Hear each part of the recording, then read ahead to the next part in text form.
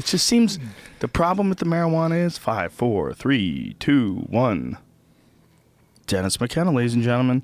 Before we were just discussing how I was saying that marijuana can be your friend and it can enhance your life, but if you take too much, it's such a seductive little creature because a little bit of it is like, this is nice, this feels good.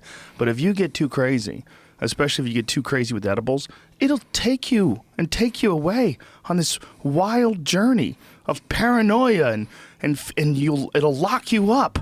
Like, some people just need to take a couple of weeks off. Just relax. That's always a good idea. It is a good idea, right? Yeah. I think people underestimate cannabis. I think it can be, like you say, it can really sort of knock you off your center, especially if it's edible. And like all these things, you got to learn how to use it. Yeah. I mean, it's basically, that's what you got to do. You have to learn how to use it. But, you know, that's my rap. So. Yeah, it is your rap. But it's a great rap. It really is. It's so important. I think it's so important for people to realize that. You got to let, like, regular you, like natural, sober you, it's important to be in touch with that. Like, you don't want to always be high or always be caffeinated or always be anything. Well, exactly. I mean, people get...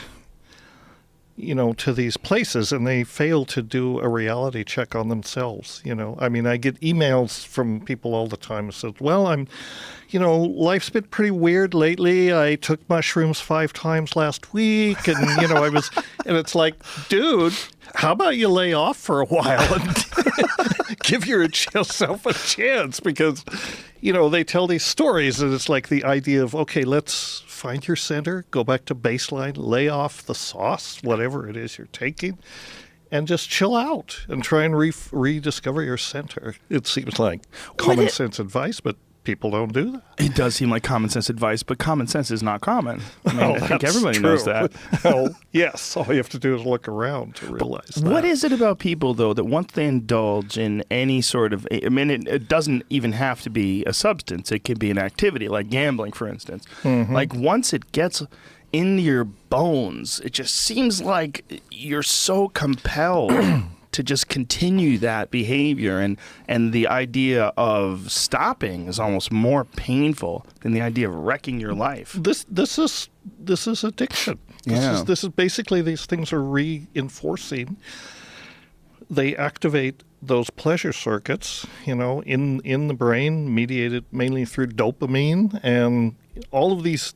I mean, the so-called drugs of abuse, which I think is a terrible word, But, the reinforcing drugs, the pleasure drugs, work directly or indirectly through the dopamine circuits. And the dopamine is like your button for pleasure, in the same way that serotonin is kind of on the opposite side. It's your button for more like euphoria, feeling good, but it doesn't have the punch, I guess, which is why people can get addicted to gambling, they can get addicted to sex, they can get addicted to television, all of these things. It doesn't have to be substances, because they all hit those same circuits, except the psychedelics, which don't work on that reward circuitry. They work on a different set of circuits. But yet, even with those, your behavior patterns can become addictive. And then you can start just doing psychedelics too much, and it's not even the psychedelics that are doing it. It's just this compulsive need to constantly change your state of mind. Yeah, that's quite true. And if people, the way to use psychedelics is there are many ways to use it, but basically use it thoughtfully. I mean, you can, all the question about recreational use versus spiritual use versus therapeutic use, I mean, these are all ways to approach it. And I am not a person who says you must do it this way, you must do it that way. What I do say is do it from an informed place and approach it thoughtfully, because, I mean, in other words, don't, plan for it. Respect the medicine in a certain way, use it in a circumstance where you can learn from the medicine rather than have the medicine be sort of a overlay over whatever else you're doing. I mean, this is something that demands attention, and I think that's the best way to use psychedelics, and for whatever spin you put on it. Is it spiritual? Is it therapeutic? Is it recreational? Is it shamanic? These are all labels. The important thing is that, you approach the medicine itself. The medicine is the teacher, right? Not the sitter, not the shaman, not the psychotherapist. If they're doing their job correctly, in my opinion, their job is to let you have your encounter with the medicine. And the medicine is what you learn from. They're there to facilitate that. They can intervene if you get anxious or if things go on, make sure, nobody comes to the door, that kind of thing. But basically, it's to facilitate a learning opportunity where you and your teacher, which is the medicine, be it ayahuasca or mushrooms or whatever, can have this intense one-on-one interaction, I feel like with psychedelics as well as with all these other things that we're talking about, any kind of drug, even coffee, alcohol, whatever, and behavior patterns, all these different things. I think one of the things that happens with human beings is you get so far along in your life and these behavior patterns become so like tight grooves that are carved into your psyche. And then as you become an adult, then you start to learn like, oh, there's got to be a better way to handle this. Let me figure out how to do this. And it's almost like getting a car when you're really young and not learning how to drive until you're like in your 20s. Right. And so you're just driving this thing. It's smashing into trees and grinding the gears. And then somewhere along the line, you're like, oh my God, I'm fucking myself up. I have to figure out a way to do this correctly. And there's two different approaches. There's one, the abstinence approach, which is very popular. People say, well, I'm straight edge now. I don't do anything and that's it. And I just do wheatgrass and I run hills and stuff. I'm like, okay, you could do that too. Right, you can do it. You definitely can do that too. But I just don't think that there's anything wrong with any of these things. I think there's something wrong with the way we use them. And I think it's one of the inherent problems with things being illegal is that we can't discuss this. We don't have people like you or centers where people can go, where people can become educated on the proper way to use these drugs or medicines or whatever you want to call them, these compounds, and get something out of them that can really be beneficial. Right. That's exactly right. I've said this many, many times that, drug education, what they call drug education in this country, is a joke because the whole emphasis is on don't use them. That's absurd. That's like telling, an 18-year-old guy full of testosterone, don't have sex. Right. Come on. It's built into the genetics. They're going to go for that. What you have to do, what they can't bring themselves to acknowledge in the drug education field is it's not about telling people not to use drugs. It's about teaching people how to use drugs if they choose to, right? Like any other skill, people have to learn to drive. They have to learn to do yoga. They have to learn to do whatever they do. There's an educational process. I tell people many times, my shtick is, there is no such thing as a bad drug. And that's another problem with the dialogue. The badness is projected onto the drugs. The drugs are simply compounds with a certain pharmacology. There's no moral aspect to them. The moral dimension comes in how do people use them. That's where, it's human behavior that's moral or immoral. I say, there's no such thing as a bad drug. Plenty of bad ways to use drugs, but that comes from the person, not the compound. I've been really disturbed lately by these new super potent painkillers.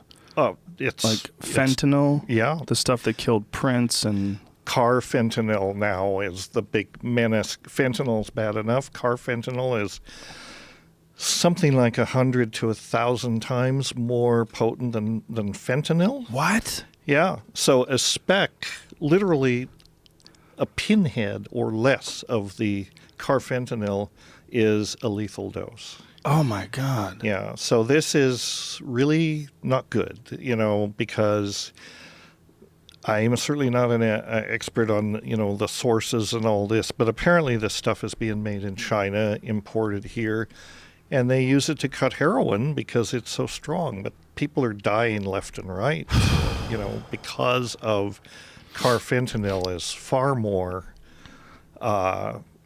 far more toxic than heroin or even fentanyl. So, we're so, there is so much, I don't know, so much confusion and fuzzy thinking about the whole drug issue. For example, as long as we're talking about opiates for the moment, which is not really what I came here to talk about, but, you've heard of Kratom, right? Now, the DEA and the FDA, it's a plant. It's used in Thailand. It is an opiate. There's no doubt about it. It hits the opiate receptors, and they want to schedule it. But the problem is that in Thailand, traditional areas, it's often used to get off of heroin. So it's potentially part of the solution, not part of the problem. It's, it's relatively easy to quit.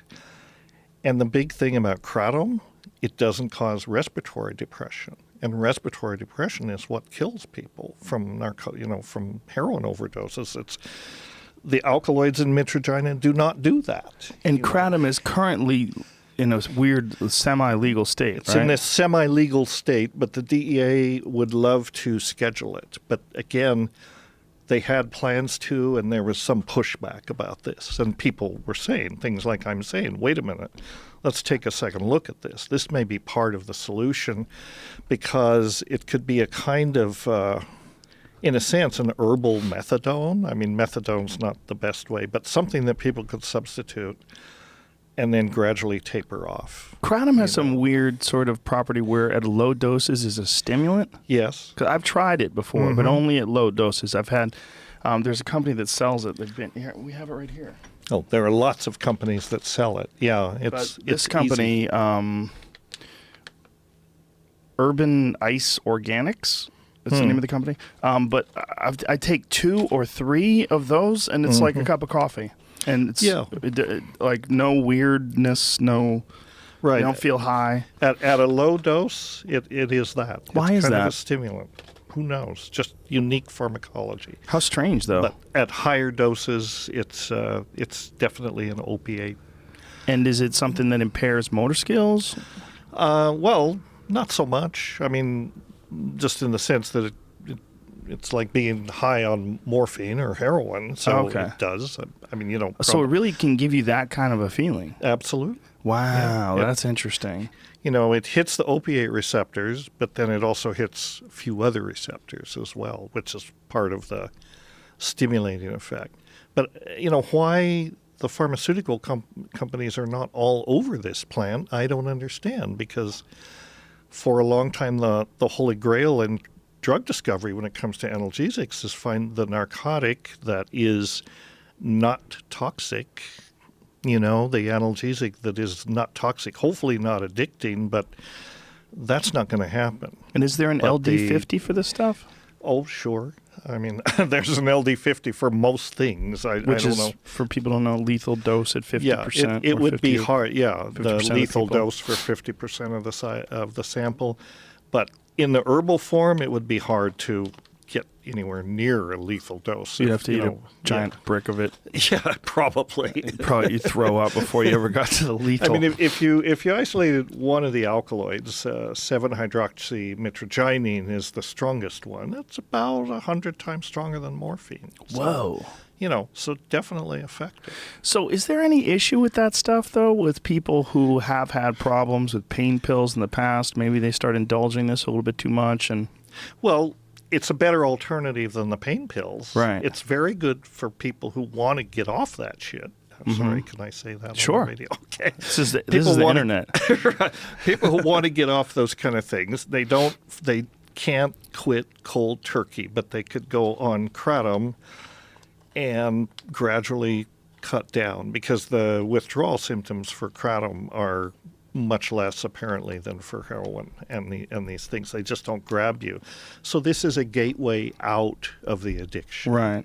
Or they could even just maintain because it's not particularly dangerous or impairs function or so on. They could maintain. As you know, lots of people take heroin and manage to maintain. Well, I know a lot of people. It's a trick, Not everyone can do that. They find some really good anti-inflammation properties in this stuff, like people who exercise a lot, like Kratom. Yeah. Wouldn't surprise me at all if that's there. Most plants have multiple effects. That's one of the differences between plants and pharmaceuticals. Plants have families of molecules, and they often have, complementary kinds of activities, So kratom is one of these. We've known about it for a while. It needs a lot more work, but potentially it's very, very interesting. And of course the other one in this sort of universe of opiate treatment is Ibogaine, which is not completely different kind of thing. Ibogaine is not itself an opiate, but people use it to get off opiates because the experience is profound, but then it does something that a lot of psychedelics don't do, which is it interrupts that craving for opiates.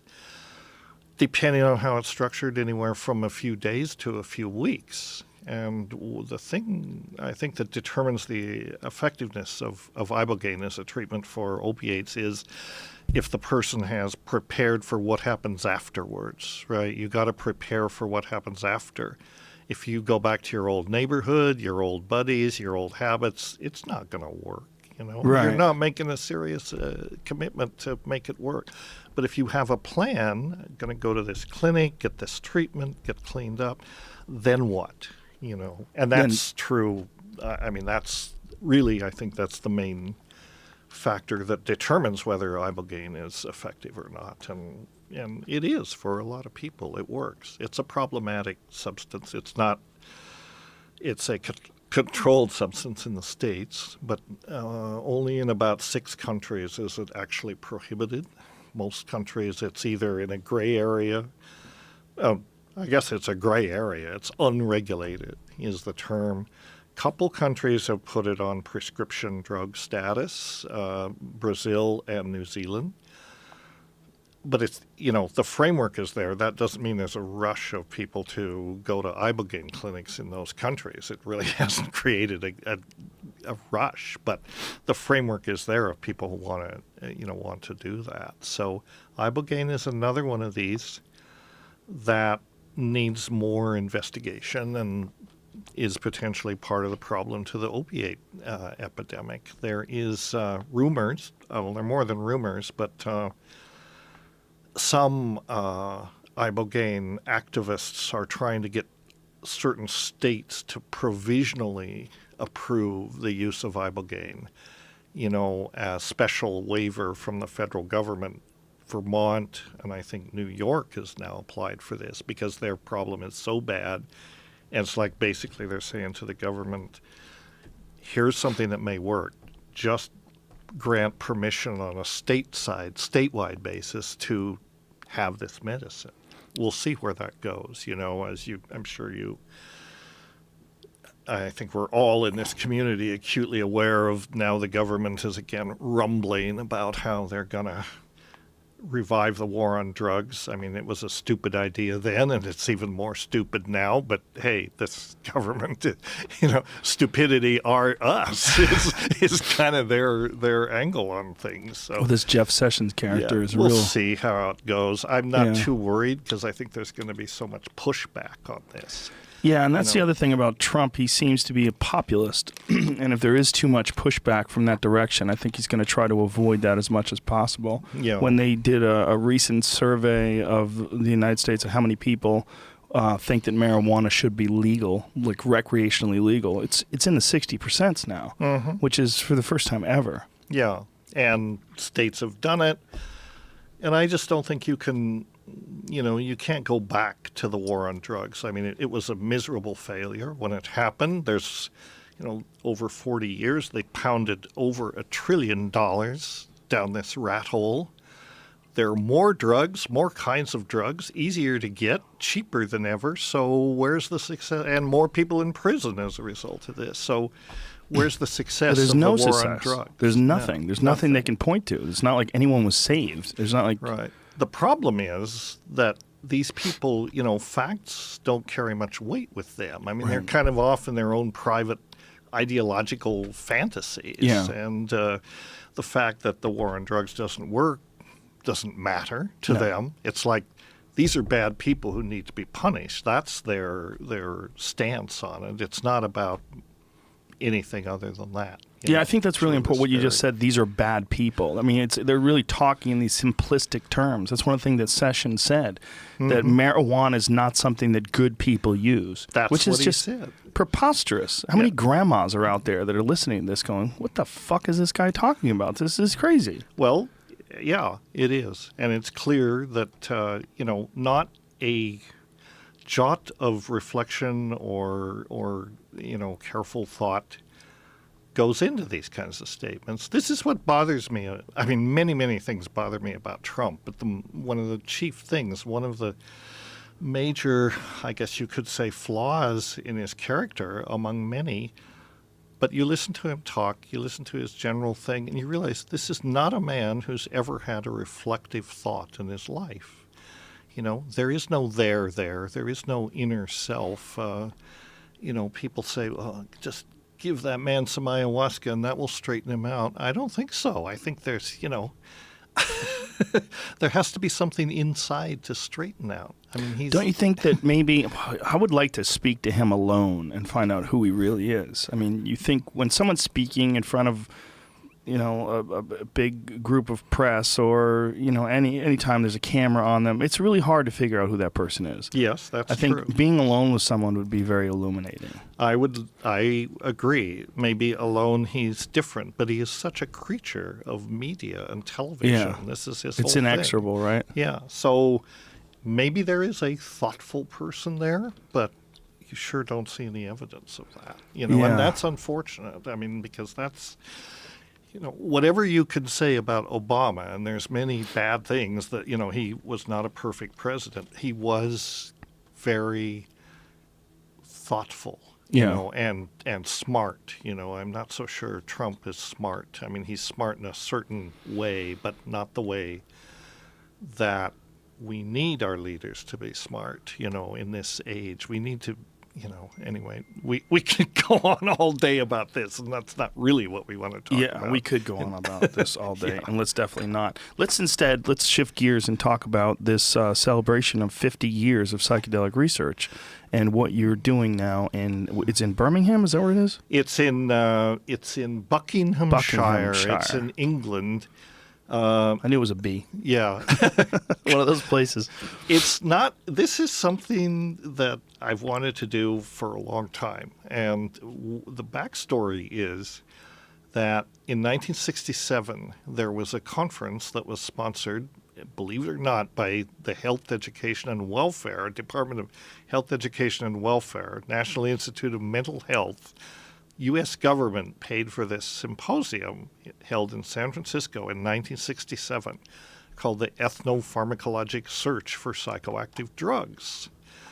And all the biggies were there. Shulgin was there, Andrew Weil was there, Schultes, of course, he was probably the one that, more or less around whom it coalesced. But this was a chance for interdisciplinary people to come together in a private conference and share knowledge, and that was done. And they published this symposium volume called Ethnopharmacologic Search for Psychoactive Drugs, which was U.S. Public Health Service publication. You could get it from the U.S. government printing office for a long time. And originally the idea was that about every 10 years or so, they'd have follow-up conferences, right? Well, 67, the war on drugs came along. The government became embarrassed that they had anything to do with this, and there was never any follow-up conference, right? So though that book that came out was very influential to me. It was one of the big influences of my life as a 16-year-old when I was just getting interested in psychedelics. So for many years, I've wanted to do a follow-up conference. I wanted to do it on the 30th anniversary back in 97, but it never came together to do that. So this is the 50th anniversary. It's now or never, right? And so it's now, apparently. We are going to do this thing, and it's going to be kind of much in the spirit of the original conference. we're not going to keep it completely closed, because we're not that kind of people. There's not a lot of room for people to actually come to the place it's going to be, which is this place called Tyringham Hall.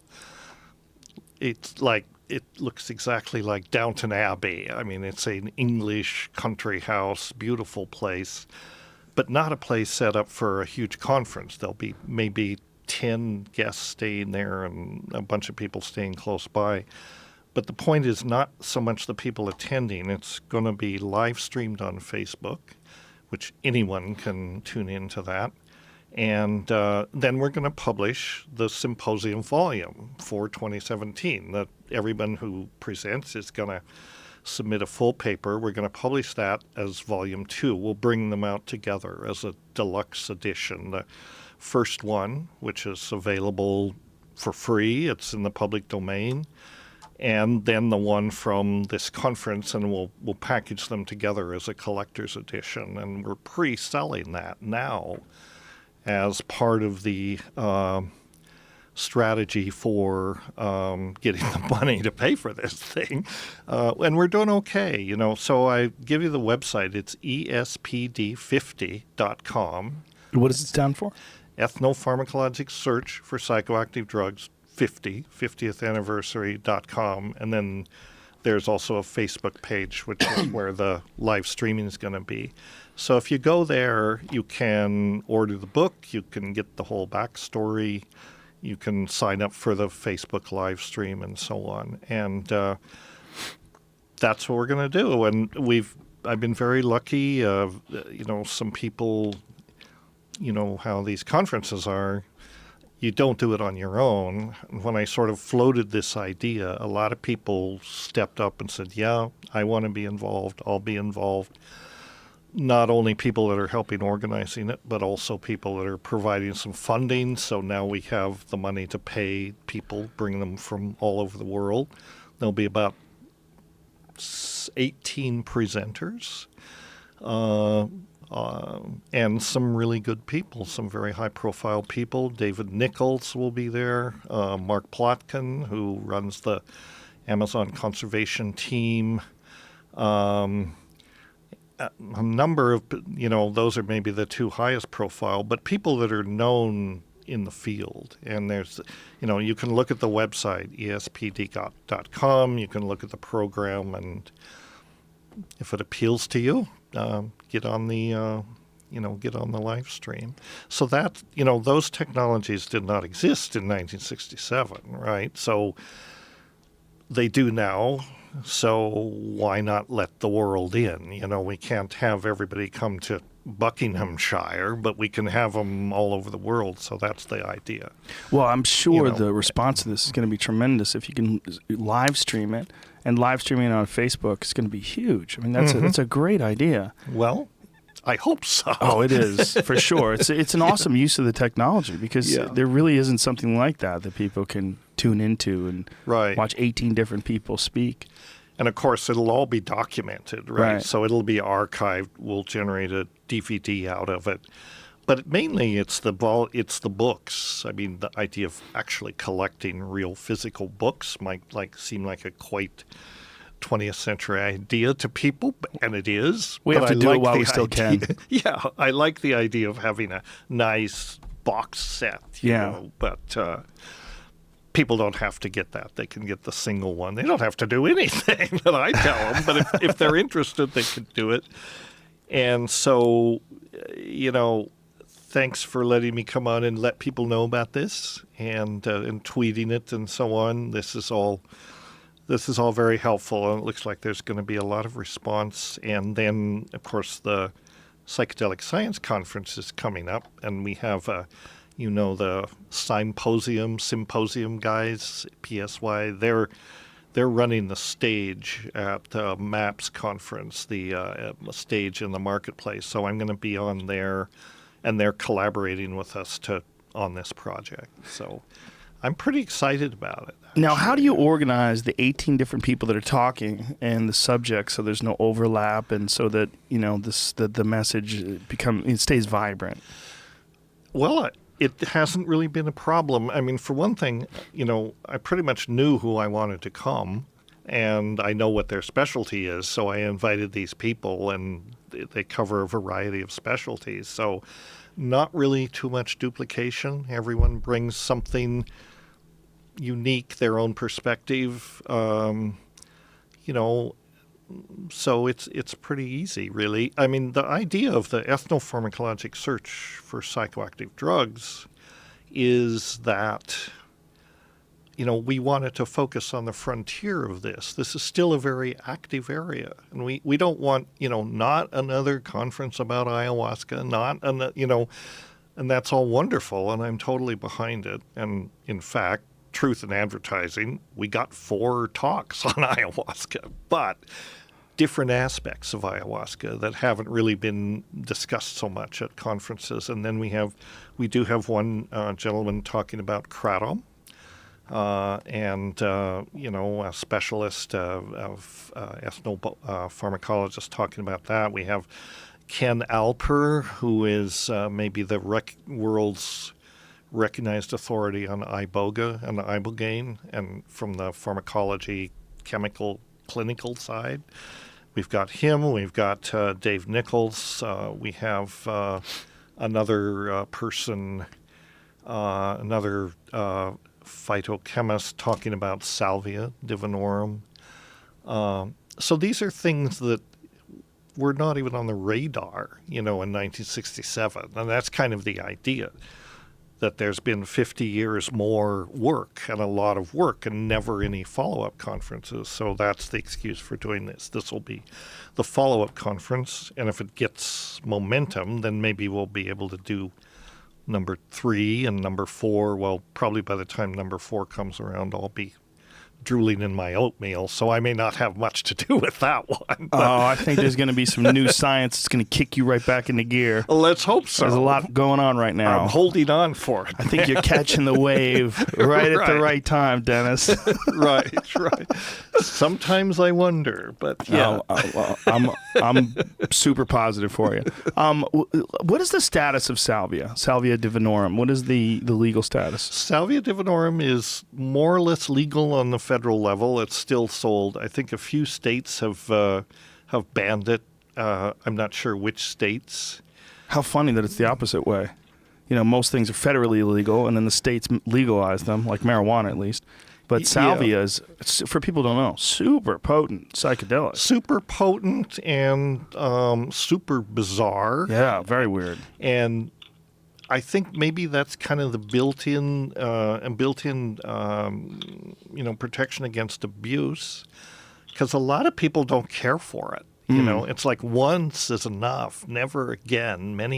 This is not something that you're likely to get addicted to, unless you're just a very peculiar kind of person, because it's dysphoric. It's not pleasant. Most people find it quite unpleasant, even terrifying. Years back, but I think one of the things that protects against it, people smoke it, which is not the traditional way at all. But again, it's like it only lasts a few minutes. The traditional way is you chew the fresh leaves. And it's the sage. It's some variation of the sage plant, correct? It is a sage or a mint. It's in the mint family, and it's called a sage, but it's really a mint. I always wondered if there was some sort of correlation between the name sage, meaning wisdom, and then this stuff. No, just total bum luck. Some would like you to think so. Yeah. I think Daniel Siebert, who's one of the specialists, he has a website called sagewisdom.org or .com. And good stuff. He's into Kratom. He provides, Salvia. He provides good information on it there. Most people, at least my own experience, and many people, it's like, well, it's interesting. It's profoundly strange. And what do you bring back from it? That's the question. What do you bring back from it? I think that's partly why, most people they don't seek it out particularly. My friend Ari took it. But then I know people that do like it. So. Yeah, I know a lot of people that do. Yeah. I only did it once, and I had this very bizarre out-of-body experience. but I don't think I took enough. I had a friend, Ari, who took a lot, who over the course of 10 minutes lived maybe, he believes, in the neighborhood of 5 to 6 months in this dimension where he had a life and he had friends and he had a job and relationships. And he went through this and came back, and 10 minutes later he's like, this is going to be impossible to describe, but I lived a life. I had like this alternative reality that I went through for multiple months. Those kinds of experiences, believe it or not, are not that uncommon out in Salvia. Somebody told me once they had an experience where, they were in a place, they were like 7 or 8 years old. It was Christmas morning. They were at the Christmas tree celebrating Christmas, opening the presents with a family that this guy had no connection to and had never seen. And like, what do you make of that? I mean, I think Salvia is interesting in that regard, in that, some of these ones that, they're worth exploring, right? I mean, if you can distort time or actually go into, parallel dimensions or whatever, that's looking into. Yeah. I think it takes more intrepid psychonauts than I am to look into that, but I would encourage people to carefully explore this, Years ago, when I first explored DMT, you could get 5-MeO DMT online. There was a chemical company, you could buy it, and I bought like a jug of it, like a container of it, like the size of this stevia container, which is, for people who don't know, enough to get high for the rest of your life. Right. I mean, you could do DMT once a month for the rest of and that's all you want to do, by the way, especially 5-MeO. Right. 5-MeO brings you to some place that feels like the ultimate center of the universe, and there's nothing. And it's you're a part of the whole. It's also no visuals, which is really weird. Or if it is visuals, it's like these opaque geometric patterns that exist in this bizarre white, and you just cease to exist, and it feels terrifying and strange. And again, there's no accounting for taste. I mean, I agree. It is like that. There are no visuals, so that's something strange about it. But many people feel like if it puts you in this void place or the zero energy point. I don't know if you've had James Orrock on here. No. He wrote the book Tryptamine Palace. No. Which is all about 5-methoxy-DMT. How do you spell his last name? Orrock, Orrock, I think. The name of his book is Tryptamine Palace. And his thing is 5-methoxy, and that's his thing, huh? Yeah, and now, and it's an interesting book. And now I mean, the Sonoran toad, right? Yeah. You've heard that. That's 5-methoxy, right. Basically. And so that toad, you excrete something on like glass. You excrete the venom. You actually have to torture the toad a little bit. Or squeeze the venom, which is in the parotid glands. You squeeze it out on a slide, dry it out, and then you can smoke it. And it's about 11 to 15% 5-MeO. But wow. It's a heavy hit. Do they know why this toad produces this in venom? I mean, is it psychoactive when you eat it? Well, who knows? Yeah, who knows? Most toads produce bufotenine, right? Which is very close to 5-methoxy. And in fact, it's named after the toads. The genus of toads is Bufo, right? Bufotenine is found in most of these toads, but Bufo alvarius is the only species known that contains 5-methoxy-DMT. So it's got this there's a probably single gene mutation that lets it produce this methoxylated compound, which is much stronger than bufotenine. And by the way, just to caution people, sometimes in the media you hear about people are licking toads. That's not going to do it. No, they're not licking toads. They're smoking toads. Isn't that weird that it just gets distorted? And don't lick them because there are nasty things in there that will kill you if you lick it. They're really? Pyrolyzed, these cardiac glycosides. Oh, God. But pyrolyzing it, burning it, destroys all those things. So that it's okay to smoke it, but it's definitely dangerous to lick it.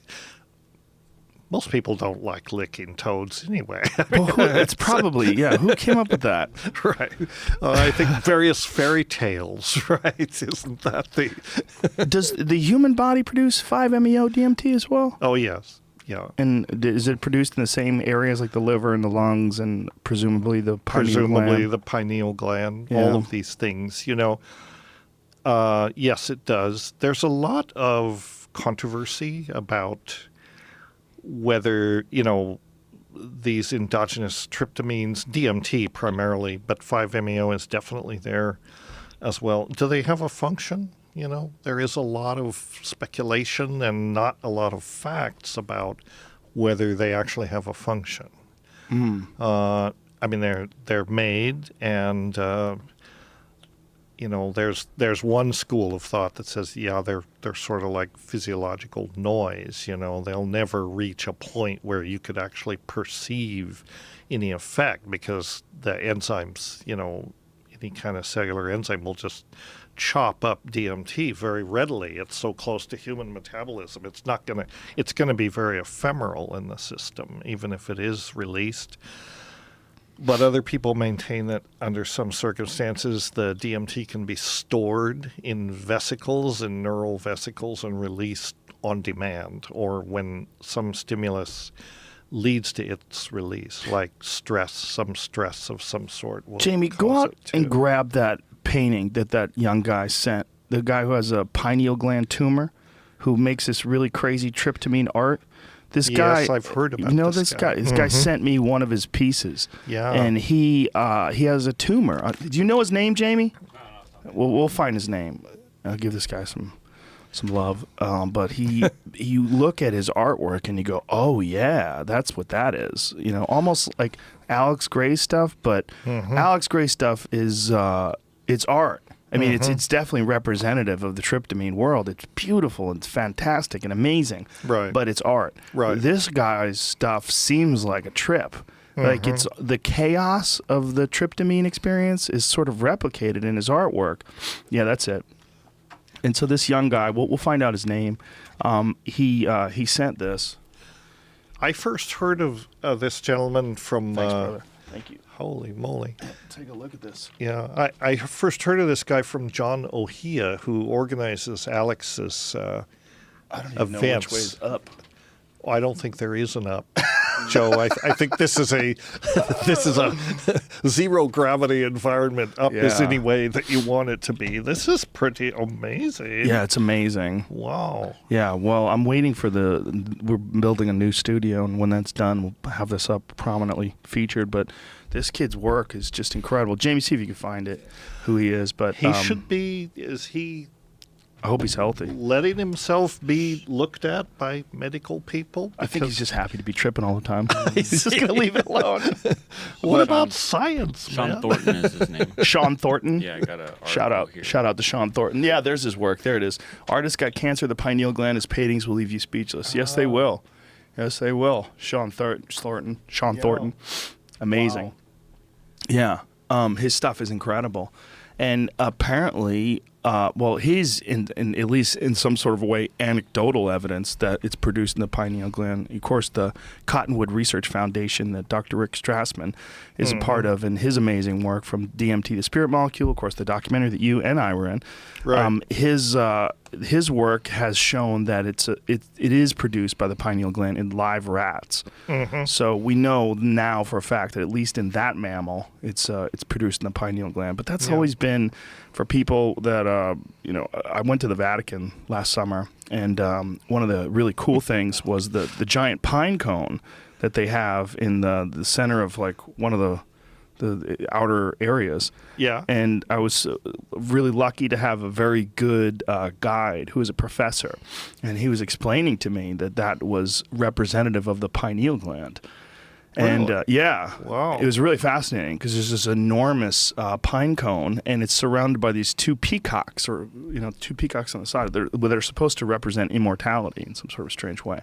So I don't know what that whole vision was supposed to mean, but he was very adamant that pine cone, there you see it up there on the screen, that is representative of the pineal gland, and also in ancient Egypt and a lot of the hieroglyphs you see that as well. Right, right. Well, yeah, pineal itself means because it is shaped like a pine cone, right? Yeah. That's why it's named that. But I had no idea. That is very interesting. Yeah, it was pretty fascinating. Yeah. What it was also fascinating was this guy, although he knew that that was representative of the pineal gland, he did not know that the pineal gland produced DMT. He wasn't Right. even aware of what DMT was. Right. So he and I had this really cool conversation about it where he was like, what? You know, with this crazy Italian accent. This is amazing. And he's writing things down, and I'm, telling him about Strassman's work and you and your brother and all these different things to look into. And, Right. there is a... while my wife was rolling her eyes like, oh, Jesus, not this shit again.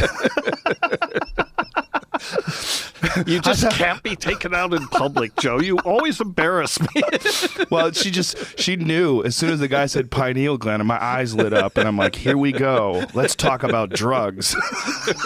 Right. Well, there is a guy, a couple of interesting people to mention in this context. One of them is a researcher, a guy named E.D. Frexka. How do you spell that? Good question. E-D-F-R-E-C-K-S-K-A, I think. I may have to correct myself on that. He's a pharmacologist and a neurochemist and psychiatrist, but he is the one that's really kind of leading the charge for endogenous functions of DMT and has good evidence, which has been disputed by some. I mean, Dave Nichols is kind of on the other side of it. He's like, DMT doesn't have any internal function. All these people are deluded, That seems to me to be really cocky.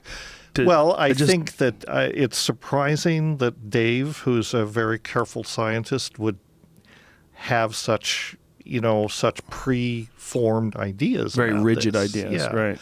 There's a conference in the UK at the end of June called Breaking Convention, which you may have heard of. It's like a psychedelic conference. Dave and ED are going to be there. I'm going to be there, hopefully keeping them up. I don't want any fist fights or anything. But they're going to be talking about this and doing a debate on it. Breaking Convention, you might tell people to Google that. That's a very interesting conference. For sure. What makes Dave so confident? I mean, when you consider the potency of it and the knowledge that's produced in the body, and then also the knowledge of the effects of it, which are just astounding. Right. How could anyone say that you know for sure? Has he done it? Has Dave had it? Of course he's done it. Of course so how the fuck could he do it and not go, okay, what is this?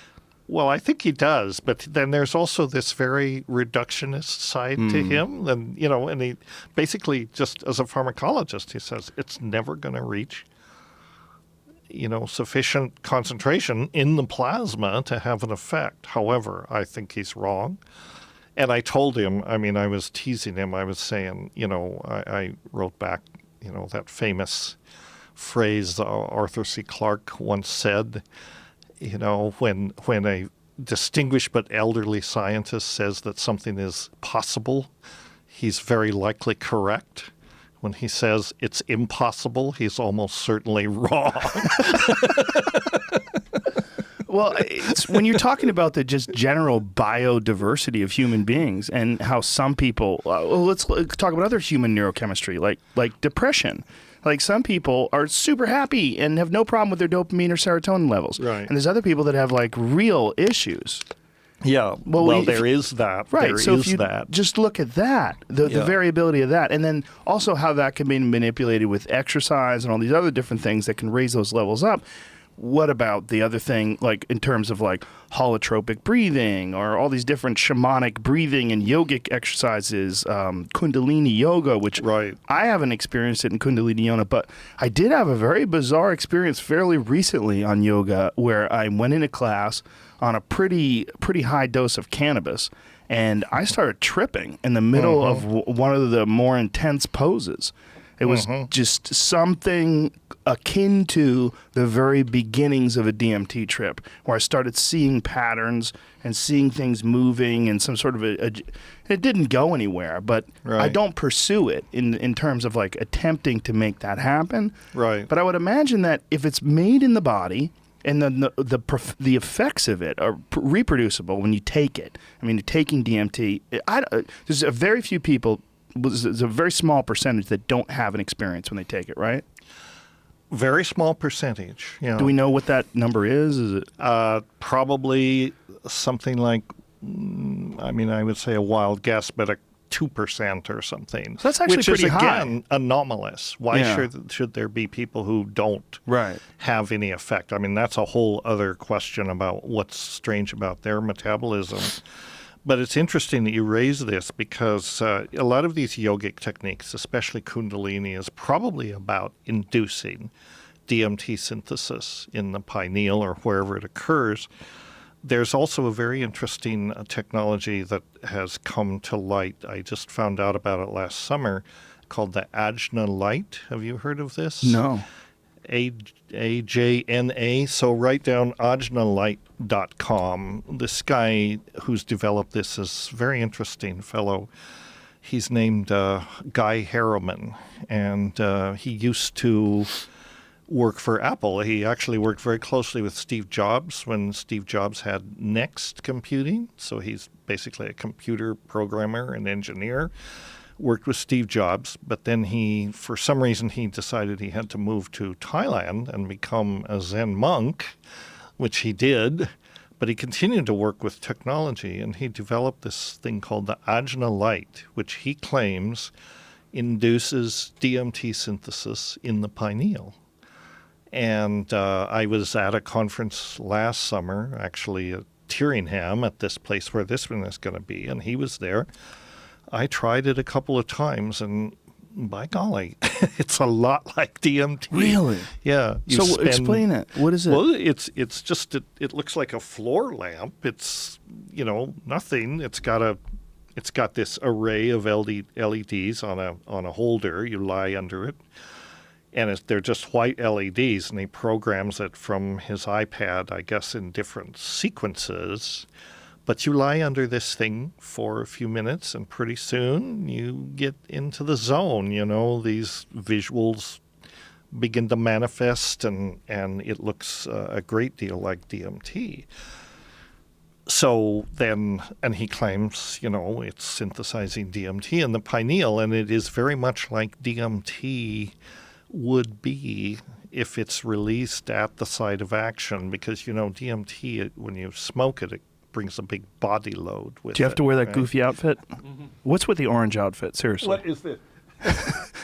Well, they're in Thailand. I understand, but the expression of monkness, yeah. the pious outfit, let it go, folks. Just wear a t-shirt, right? Wear whatever. I would just think the Lord. Lord. I didn't have to get into into any costume to do it, but I did do it a couple times.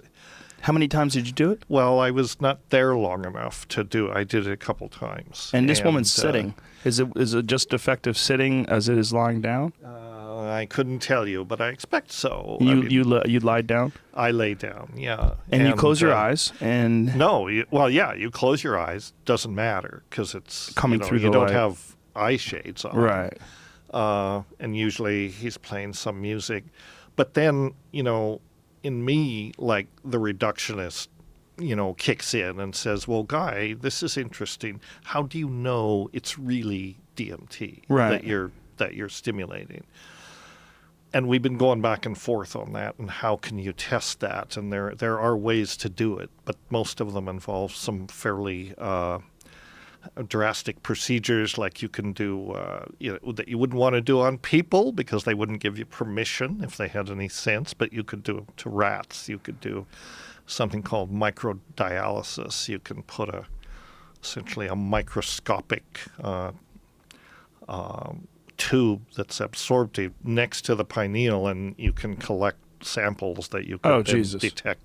This is not something that people would volunteer for unless... How about just take your word for it? Well, I just want to know, does it really induce it or not? I am not saying it does, but it's a lot like DMT. What about hovering something like that over a sensory deprivation tank, like being inside of it and having it hover over your head, so you have the added experience of out of body, with that, I mean, I would think that would be pretty intense and not hard to recreate. Probably not. What you'd probably want to do with that is to have some kind of goggles, essentially, that could be connected to his program by Bluetooth or something. So then you're wearing the goggles, you're in the isolation tank. But if you just hover it over your head, if you just have an arm, like a computer monitor arm, and just swing it over the head, and so you turn it on, close the door of the tank, close your eyes, lay back, and maybe it has like a 30-second window where it lets you settle in, and then begins the program. Lots of ways you could approach it. I mean, that just seems to me to really ramp it up. Now, here's the question. It's interesting, though. This is just one of an array of, what you might call neurotechnologies, or even spiritual technologies. Maybe this will make psychedelics obsolete. Well, this is a great way that you could do it without actually having to hold on to an illegal drug. Exactly. Because you're carrying your illegal drug with you. Right. So far, they can't arrest you for that, although I'm sure they're trying to figure out a way. That was your brother's classic line, everyone's holding. Everyone's holding. That's right. Now, with this stuff, did you experience the communication that you get with DMT? Because that, to me, has always been the most profound aspect of it, is this feeling that I'm in the presence of something. And then this sort of telekinetic, understanding the words but not hearing the words. Honestly, I didn't get that because I think I was not under long enough. I didn't have much time, so I was only under, each time I was under maybe 20 minutes, which isn't, I think if I'd stayed in that place, if I could settle into it for an hour, I think that probably would manifest, And you think this? Why? Huh? Why do you think this? Why do you think it would change? I think it takes a while for the thing to fully, whatever the term is, if it is DMT, for the DMT to reach a critical level where you're seeing that kind of stuff. Do you feel this because it was ramping up during your experience? I felt like it was, but if I had stuck around, I thought it would. I thought it would develop. And we've talked about,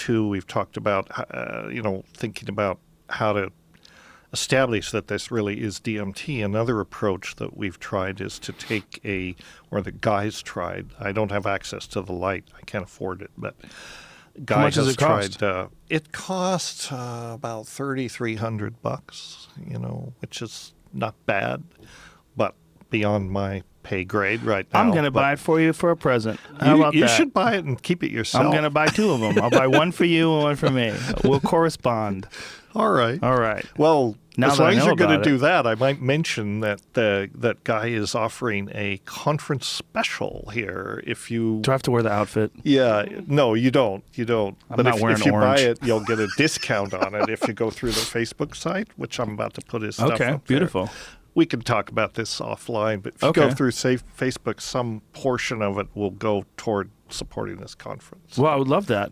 I'm very curious about this because I know that I have a good buddy of mine, my friend Denny, who's done Kundalini for quite a long time, and he can reproduce DMT states. He's actually had DMT experiences independently of the Kundalini, and he says it's the same thing. He says he can get there, and I believe him. I'm just too lazy or something. I don't know what it is. I'm not inclined. Well, I think there's a genetic component, I mean, like this gentleman, although he has a tumor, I'm not sure why. I mean, he doesn't want medical people poking and prodding him, but he would be a perfect subject to settle a lot of issues if he was willing to, cooperate. I mean, just having a look at his cerebral spinal fluid, which would be the obvious, fluid to sample for this, would be very interesting. Yeah, but I could understand his reluctance if he has reluctance. Yeah, people drilling into your dome, trying to suck out brain juice. Doesn't sound fun. But it is interesting, though, that these compounds are, in some way, a part of normal human neurochemistry. And why, right? And Dave Nichols, what does he believe? Well, I don't know if he believes anything. He just, he just is skeptical that in normal physiological processes, DMT has much of a function. What about dreams? dreams are a possibility. Yeah, that's always been the big one, right? Yeah, that's always been the big one. And it's totally plausible. You'll have to get him on here and let him explain himself. I would love to. Yeah, I mean, I'm not sure. He just has this idea that I think, for one thing, he's kind of a reductionist guy. I think all the new age stuff, the new excitement about DMT, the pineal and all that, it kind of puts him off. But on the other hand, don't assume that we know everything, because in fact we know nothing, and if it's there, I think it probably does have a function. It's not surprising that it's there. It's everywhere. I mean, it's DMT is interesting molecule because it's 2 steps from tryptophan, right? Tryptophan is an amino acid, an essential amino acid, one of the 20 that goes into proteins. So tryptophan is in every living thing on this planet. And there are 2 enzymes that are also pretty much universal in cells that can convert DMT or tryptophan to DMT in 2 simple steps. I don't want to get too into the chemistry, but basically you remove the acid portion of the amino acid, you get tryptamine, and from there you add the methyl groups, and there you are, which is why DMT is very, very common in plants, for example, and animals. I tell people nature is drenched in DMT. Drenched is a great way to describe it. Drenched in DMT. There are thousands and thousands and thousands of species of plants that contain DMT, for sure. There hasn't been any survey or anything like that, but if you look at the genera that have a lot of DMT, like acacia is a good example. The Australian acacias are some of the strongest sources of DMT. There are 1,700 species of acacia. Probably 75% of them contain DMT. And I'm sure you're aware of the Israeli scientists that believe that the story of Moses, and the burning bush was the acacia tree. And they think that was the confusion of all the translations and, of course, the oral history passed down over many, many years, then finally written down. But this idea of the burning bush delivering the word of God was most likely in some way a psychedelic trip induced by DMT, and most likely because of the acacia tree. Most likely the acacia tree, because that was in the area. It's an interesting idea, and it's interesting that sort of the way that the burning bush presented itself was like DMT presents itself. You cannot take your eyes away from it, but at the same time, you cannot look at it. Right. But pharmacologically, you don't even know what you're seeing. Was this something he smoked? Was it in incense? How was he exposed to this? And, because that will make a difference, because you can't eat DMT because it's destroyed by monoamine oxidase, right? That's the whole basis of ayahuasca. In terms of these acacias, the question comes up also, well, okay, most of them are native to Australia. So did the Aborigines know about this?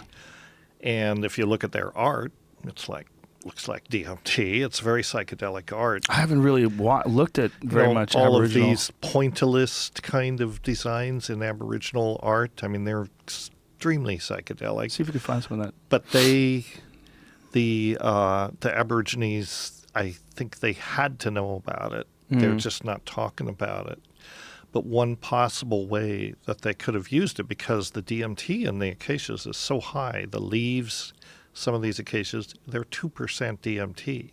Wow. So if you were to take leaves and throw them on a fire in a enclosed space, like a sweat lodge type space, you could potentially get quite loaded on DMT. There's no indication that they smoked stuff, but they may have fumigated themselves, with DMT. Oh, that completely makes sense if you're talking about a burning bush. Yeah. Wow. Well, exactly. And how does that make its way to Israel, though? Well, maybe who knows? Who knows how anything makes its way anywhere, right? These folk technologies, it's interesting. If you look at the New World, in the historical sense, people have remarked, why are there so so many more psychedelic plants in the New World than the Old World, right? It's something about people's relationship to plants in this very high biodiversity environment. People are mucking around with plants, right? Like a perpetual question that comes up is, how did they figure out how to combine Banisteriopsis and Psychotria to get the activity of ayahuasca? How out of 80,000 species in the Amazon did they figure out if you could explain these two to the uninitiated why that's important with the monoamine oxidase? Yeah, well, it's important because Banisteriopsis contains these alkaloids called beta-carbolines that are monoamine oxidase inhibitors, and monoamine oxidase is the enzyme in the gut that breaks down DMT. So you can drink tea with DMT in it, you can eat it all day, nothing's going to happen because this enzyme will inactivate it. And that's probably a reflection of an evolutionary process. You know, we've adapted to toxins in our environment, basically. But if you inhibit that with the alkaloids from the Banisteriopsis, they're very potent, very selective MAO inhibitors that protects it from degradation in the gut. It can cross into the blood and into the blood-brain barrier. So that's the basis of the oral activity. And people make much about how they sort of stumbled on this combination, right? And in fact, one of our presenters at this conference, Manuel Torres, is an archaeologist, has been looking at this for quite a while. And this is, this is one of the sort of gee whiz things. How did these primitive people figure out how to combine these plants, right? I agree it's remarkable. If you talk to the shaman, they'll say, well, the plants told us. Right. But what does that mean, you know? But what is interesting to me in a way, or what I've been thinking about lately, if you look at the archaeology of these things, the snuffs that there are 2 or 3 different kinds of snuffs that are used in South America that contain DMT. The Anadenanthera snuffs and the Varrola snuffs. The Anadenanthera snuffs are ancient. We have archaeological evidence that puts that back to 10, 11,000 years. They are by far the most ancient psychedelics used in the New World are these snuffs that contain DMT. Nobody is asking the question, what possessed these people to take the seeds, grind them up, and shove them up their nose? I mean, this is not something that intuitively you would do. And yet that seems to me as easily as puzzling as how did they find the combination for ayahuasca. Nobody's really addressed that. My first impulse when I find a new plant is not necessarily to snort it. You know? But isn't that the place of the pharmacological daredevil? I mean, there's always this one person who's out there, dude, check what I found. Yes. You know, and that curiosity, and that need to explore things. Yeah, that's exactly right. Somebody stumbled on this, and I think the same is true of ayahuasca, you know, because in fact, DMT is not that uncommon. Truth to tell, beta-carbolines are not that uncommon. So sooner or later, people were going to stumble on this combination. Once they did, then, you know, they share the knowledge. It just took time. Yeah. It takes time. Well, do you think it is possible? I mean, obviously it's possible, but is there any evidence that points to the idea that primitive primates maybe didn't have this monoamine oxidase in their system, and that, or if they did, they had it in lower amounts and it allowed more dimethyltryptamine to enter into the body from consuming plants? Like, is there a potential link between consuming various plants? Like, we're talking about thousands of different, like you could eat a salad. If you didn't have monoamine oxidase in your gut, you could eat a salad and potentially trip. Yes, if you didn't have it. That's right. That's right. And when you see jaguars that do trip, like there's all this footage of jaguars in the jungle eating these plants. Mm-hmm. What are they doing? Well, do we know, or is it? We don't know, and I'm not sure how much credence I put into that footage. But could it be like catnip? Like maybe it looks like catnip, right? You know, but they're eating Banisteriopsis, apparently, which doesn't have DMT. It's got the beta-carbolines. Right. But harmine alone contains some psychoactive compounds, Yeah, correct? absolutely. And there are 3 main beta-carbolines in Banisteriopsis. In fact, this is what I'm talking about at the conference. My talk is about beta-carbolines.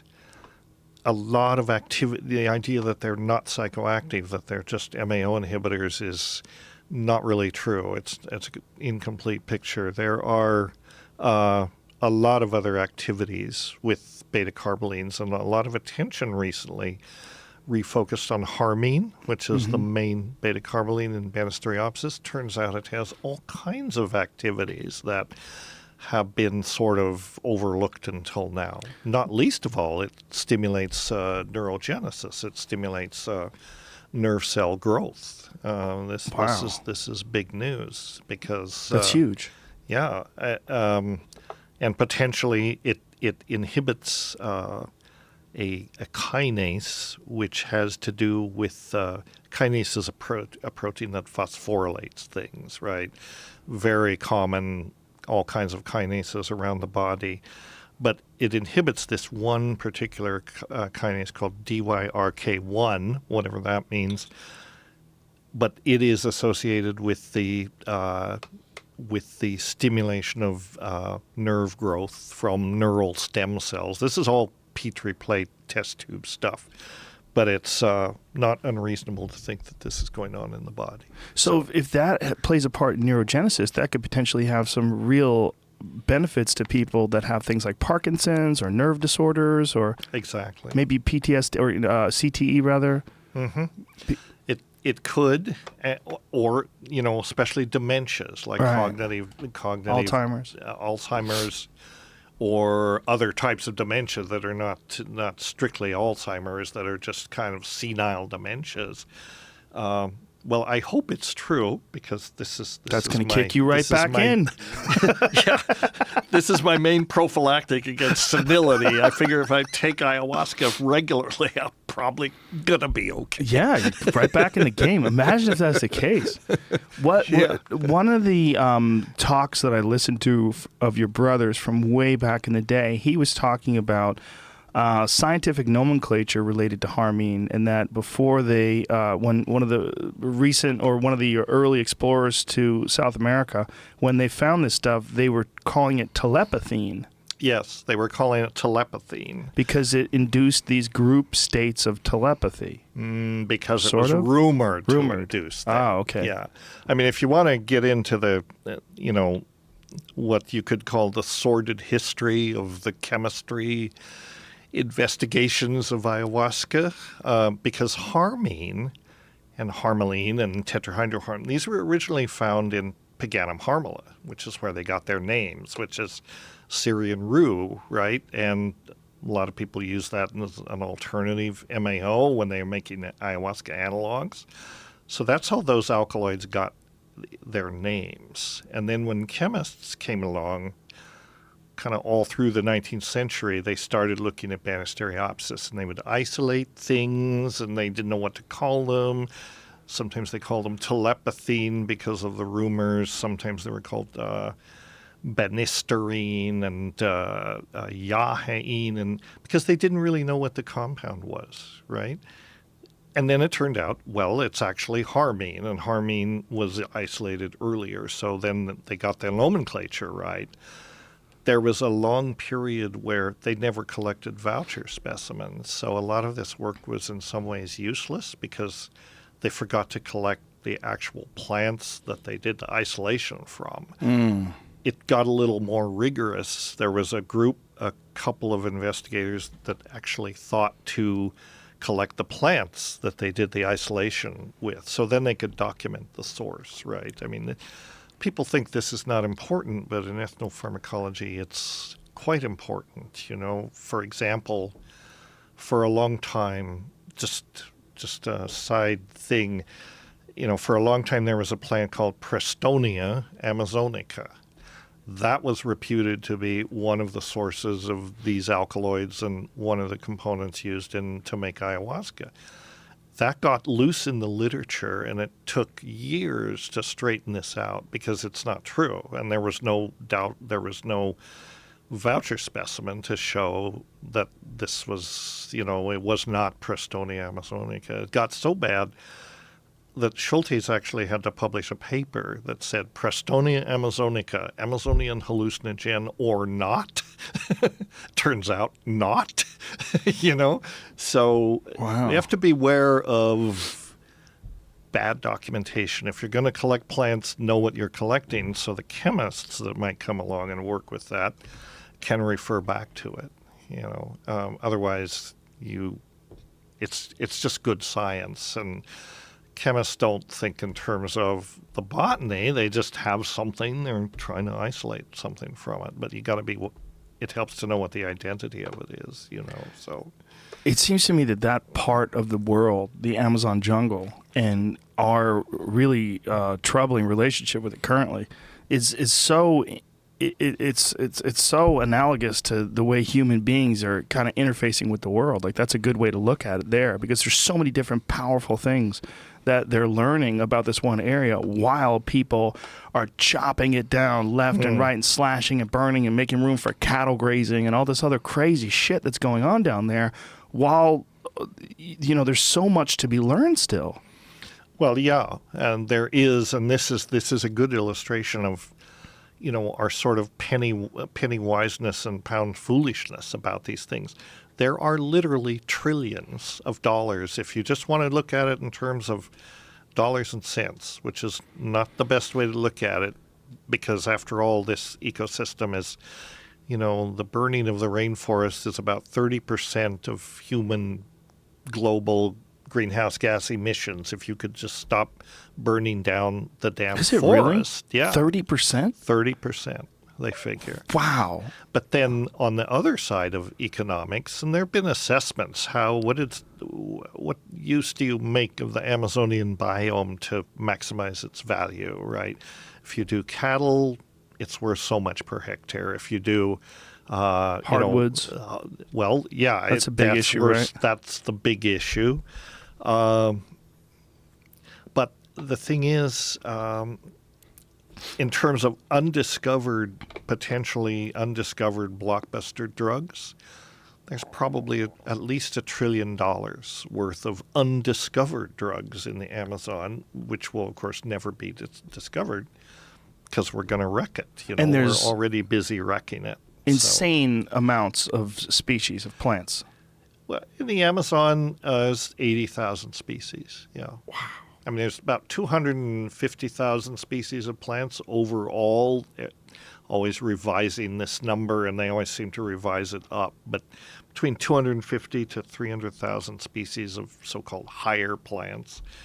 And in the Amazon, it's one of the most biodiverse regions, about 80,000 species. Wow. So, and all of this, less than 10% of this, not even close to 10% of this incredible molecular and biological diversity has been looked at as potential sources of new medicines. There's a whole area of folk medicine and folk knowledge, but to systematically look through these species and isolate things of interest hasn't been done. It's been going on for years. There's been a lot of work, but it's not really touching a big proportion of it.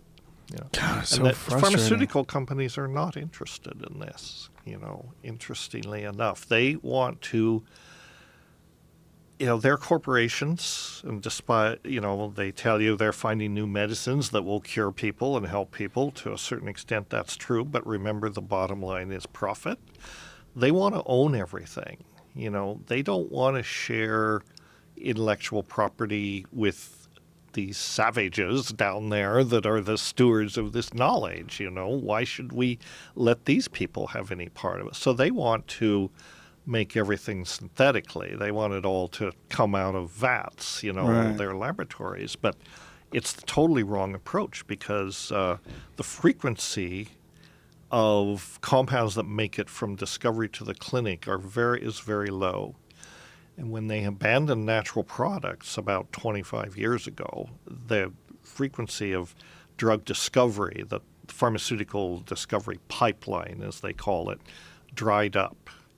And it took a long time for the pharmaceutical industry to realize, essentially we threw the baby out with the bathwater. We need to go back to natural products, because that's where you find the molecular diversity, the scaffolds on which we can build these drugs, right? I mean, you think of the complex molecules that you find in nature. That may not be what makes it to the clinic, right? It may be a derivative of that or an analog of that, but it's still the plants that give you the ideas for the structure. If you can follow me, it's not that you're going to grow this rainforest tree in plantations, but you can go and isolate a compound, determine the structure, and then you can probably synthesize an analog. But the idea comes from nature. And isn't part of the problem in that isolating one individual compound from a plant that might have multiple compounds that work synergistically? Well, that's another difference, right? Again, the FDA and just the whole drug discovery process, they like single compounds, magic bullets. They like the synthetic compound that is completely defined molecularly, and they don't like all these other related compounds. Like Marinol, for instance, right? Synthetic THC, which is not nearly as pleasant for people who have cancer or glaucoma or any a host of different... Very good example. Marinol, it does what it does, but the multi-component preparations of cannabis are much more effective. And that's true of almost all herbal medicines. Now, when they isolate THC, it's one of how many different cannabinoids? I think there's about 400 different kinds of cannabinoids in cannabis.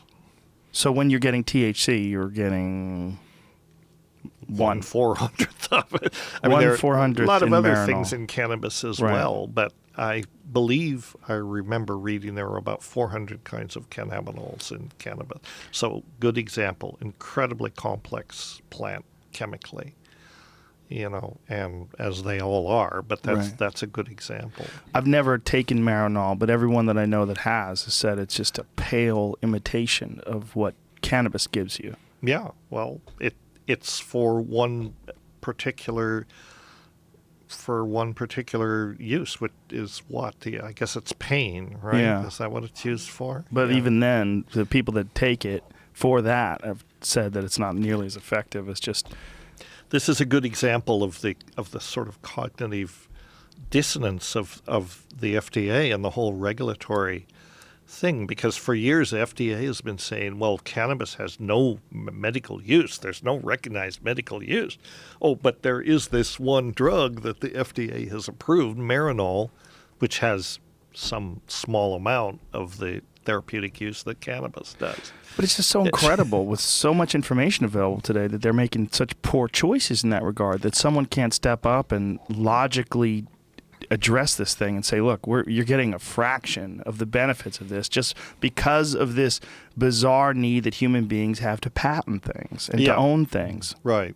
And it's not that plants can't be patented. They can be, formulations can. I think GW Pharmaceuticals, which has brought out Sativex, it's a standardized cannabis preparation that you take orally as a mouth spray. So it's a natural product. It's patented. It has all the cannabinoids are well characterized. It's essentially a standardized extract. So that sort of represents where this is going. Well, that's a positive. That's a positive branch of it, right? And yeah, so that's a good thing. That more reflects what cannabis should be as a medicine. And so it's essentially all the properties of cannabis, and what they've patented is the formulation. Is that what it is? They've patented the formulation. Yeah, and probably the use as well. That's another way you can get patents. How is their formulation unique? Do you know? That I couldn't tell you. It's just. It's an oral aerosol spray, so there's issues that come up with, is that it? That's a company called Jumbo makes a spray. Okay. Yeah, it's awesome. Yeah, it's similar. It's similar to that. It's, Yeah, it's an oral aerosol, and My only I'm sure concern- it's well standardized in terms of what cannabinoids are in there. I think they brought it out initially for multiple sclerosis. That was the treatment, and then for seizures, and they're gradually expanding. I mean, it's interesting how marijuana has gone from this sort of reviled drug of abuse to now it's the medicine of the future. Right.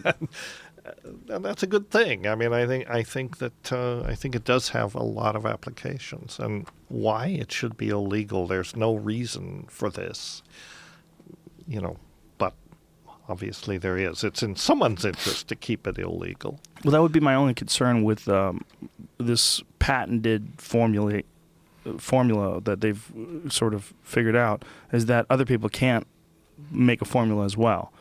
It's like in patenting, do they own the process? Like, what if it's a very obvious process? Like, like the ayahuasca process. Like, right. It's a very obvious process. The monoamine oxidase inhibitor, along with the plant that contains the DMT, boil it down. Everybody knows how to do it. If somebody figures out a way how to patent that, does that become a real problem in that they own the rights to something that's been around forever? It does become a problem, and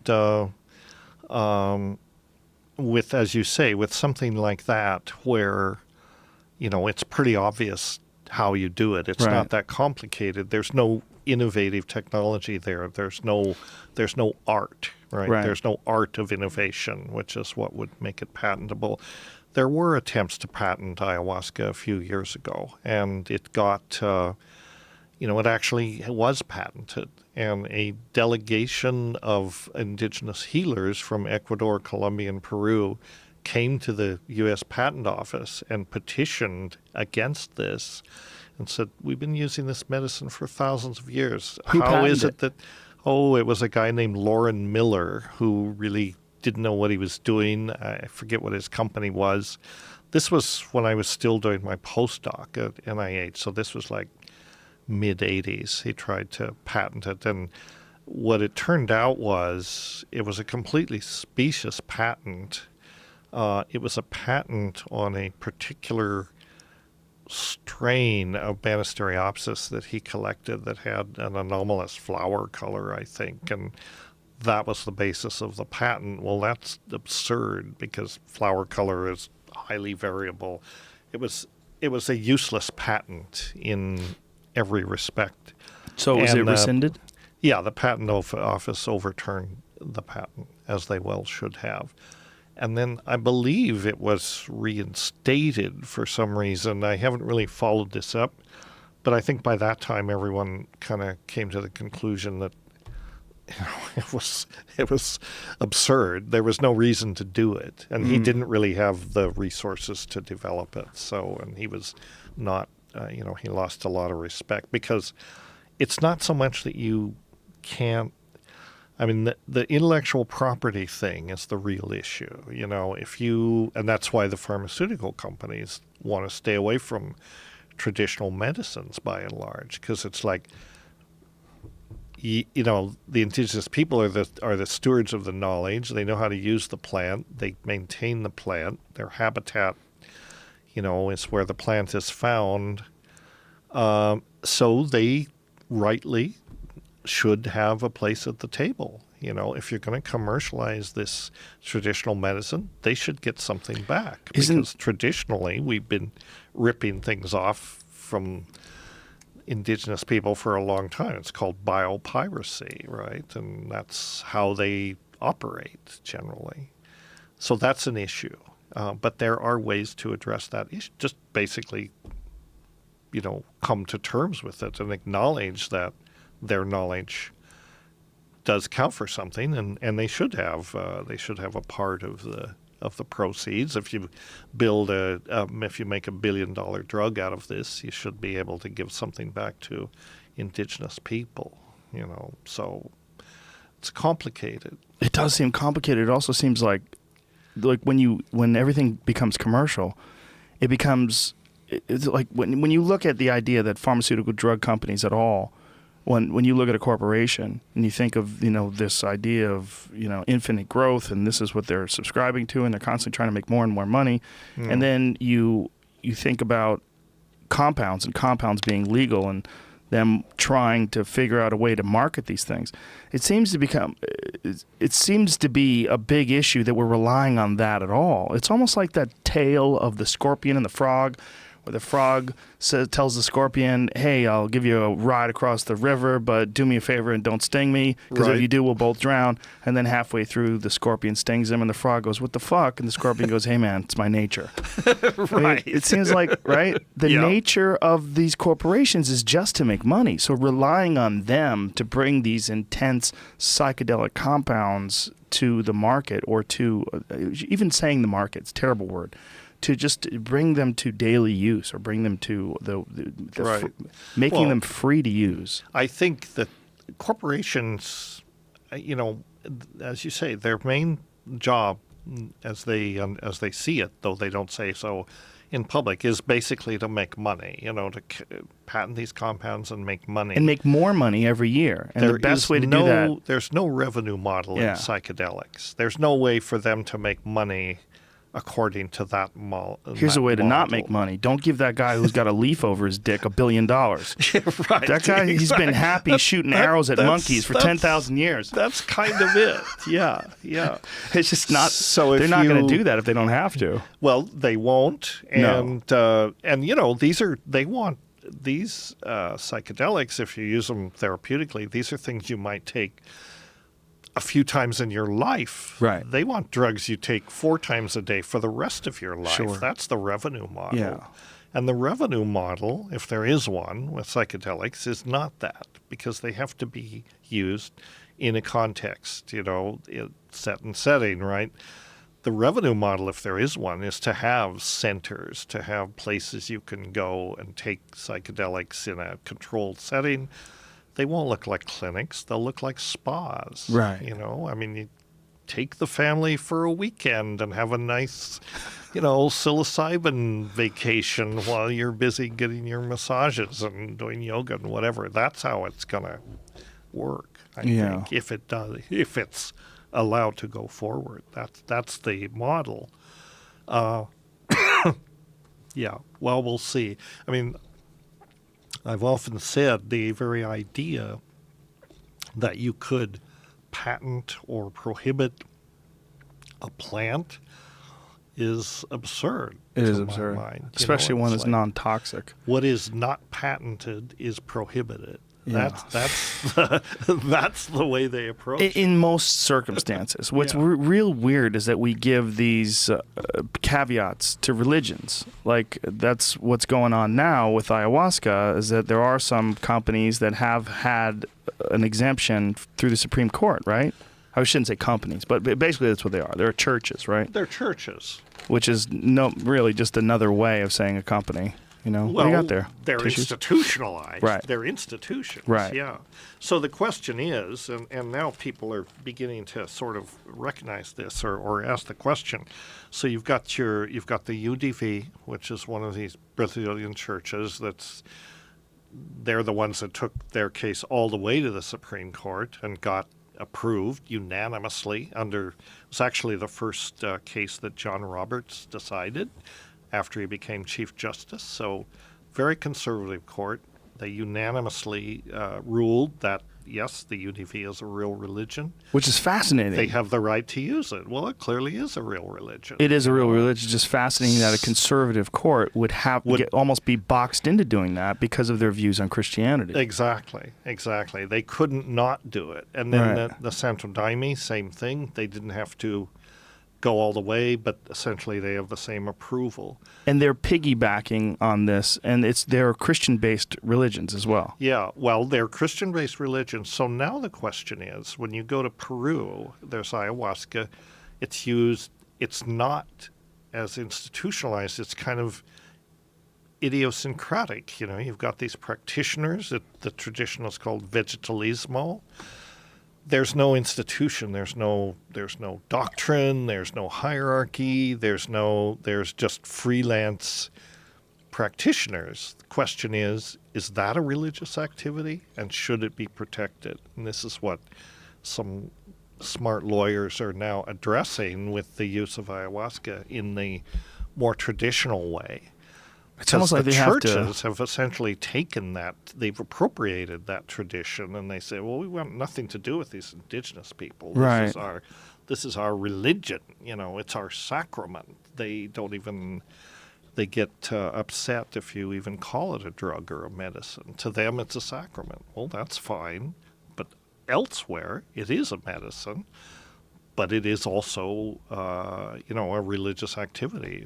Vegetalismo has a spiritual aspect. It should be regarded as a religion. We'll see where that goes. It's almost like with the UDV and these other churches that what they've done is they've used this scaffolding of Christianity as a Trojan horse that's allowing this ayahuasca to get through. Mm-hmm. In a sense. Strassman was telling me his experience with them, where they were all wearing like golf shirts, and they have uniforms, and they're taking these insane doses of super potent ayahuasca. Right. And, and then they're all singing songs about Jesus. Mm-hmm. And, Strassman, who's like a really like very mellow and easygoing guy, a really pleasant guy. He was explaining how he sat down with these people in the morning after all this is over. He's like, what the fuck are you people doing? And his eyebrows are raised. And he's thinking about his trip from the night before. He's like, these people are taking like super potent doses of ayahuasca and they're singing about Jesus with golf shirts on. He's like, what the and they have like plastic folding chairs and shit and like lawn furniture. And it's like, what the fuck is this? What it is it's a religion. It's a religion. That's what it is. But I think it's okay. Let's spread it away. Spread it on. Yeah, spread it on. I mean, the thing is, I haven't had much to do with Santo Daime. Not that I just haven't had the opportunity, nor am I particularly interested in going to ceremonies where I am told that I have to dance the whole time. Right. That's not my thing. But I know the UDV well. Because we did the biomedical study with them in the 90s. So they're wonderful people. They're very kind.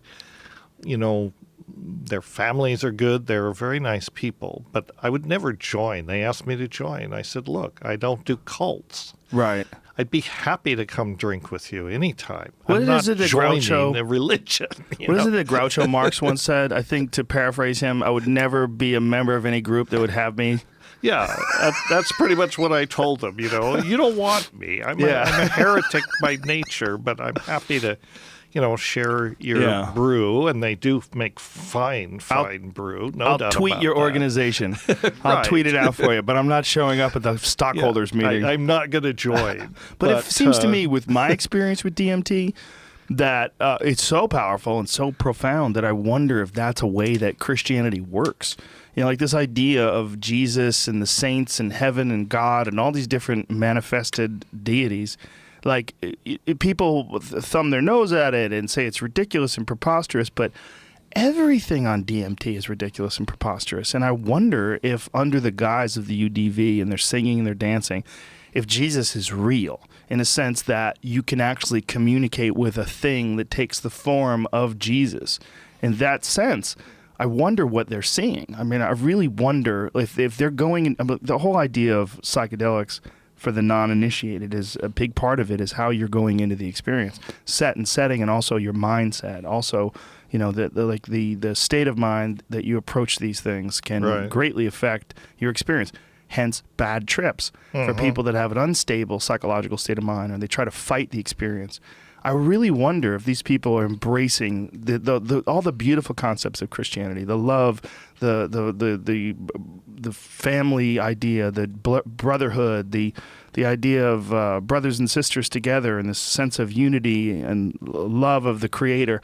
If under this idea, if Christianity is actually an effective approach.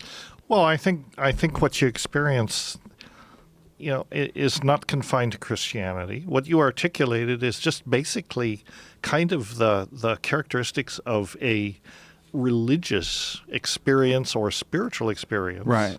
Without necessarily tying it to Christianity. I mean, love, compassion, respect for each other, You know, I mean, these are elements of a kind of the, well, I don't know what you call it, generic religion. These are elements of the religious experience. The interesting thing about the UDV and these other churches is that they have actually created a structure where this can happen, whereas most religions, the last thing they want you to do is have an actual religious experience.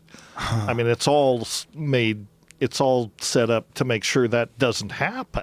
Because religious experiences are dangerous. That's a very profound thing you just said.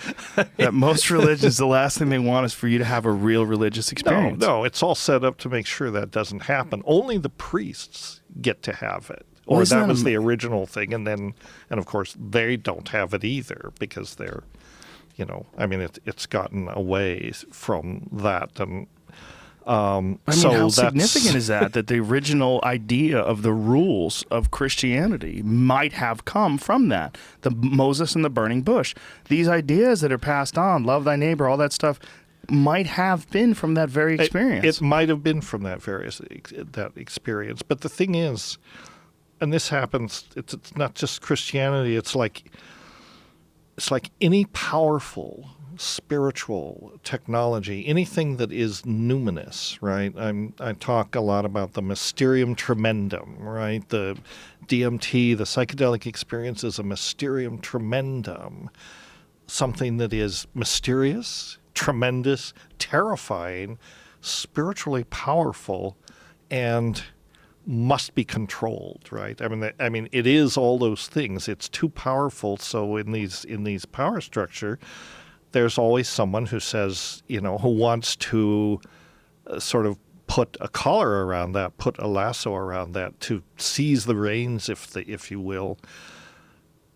There's a temptation to grab it and use it for your own purposes, which is, you know, usually a man. Usually, I don't know if any women don't seem to be, you know, that's not inbuilt to do the dominance thing, but there's very often a male figure who can take any spiritual technology, co-opt it to their purposes, you know, which is often sex or money or power or all of those things. Yeah, it's always a man. You know, of course it's a man. God damn it. Why do we suck?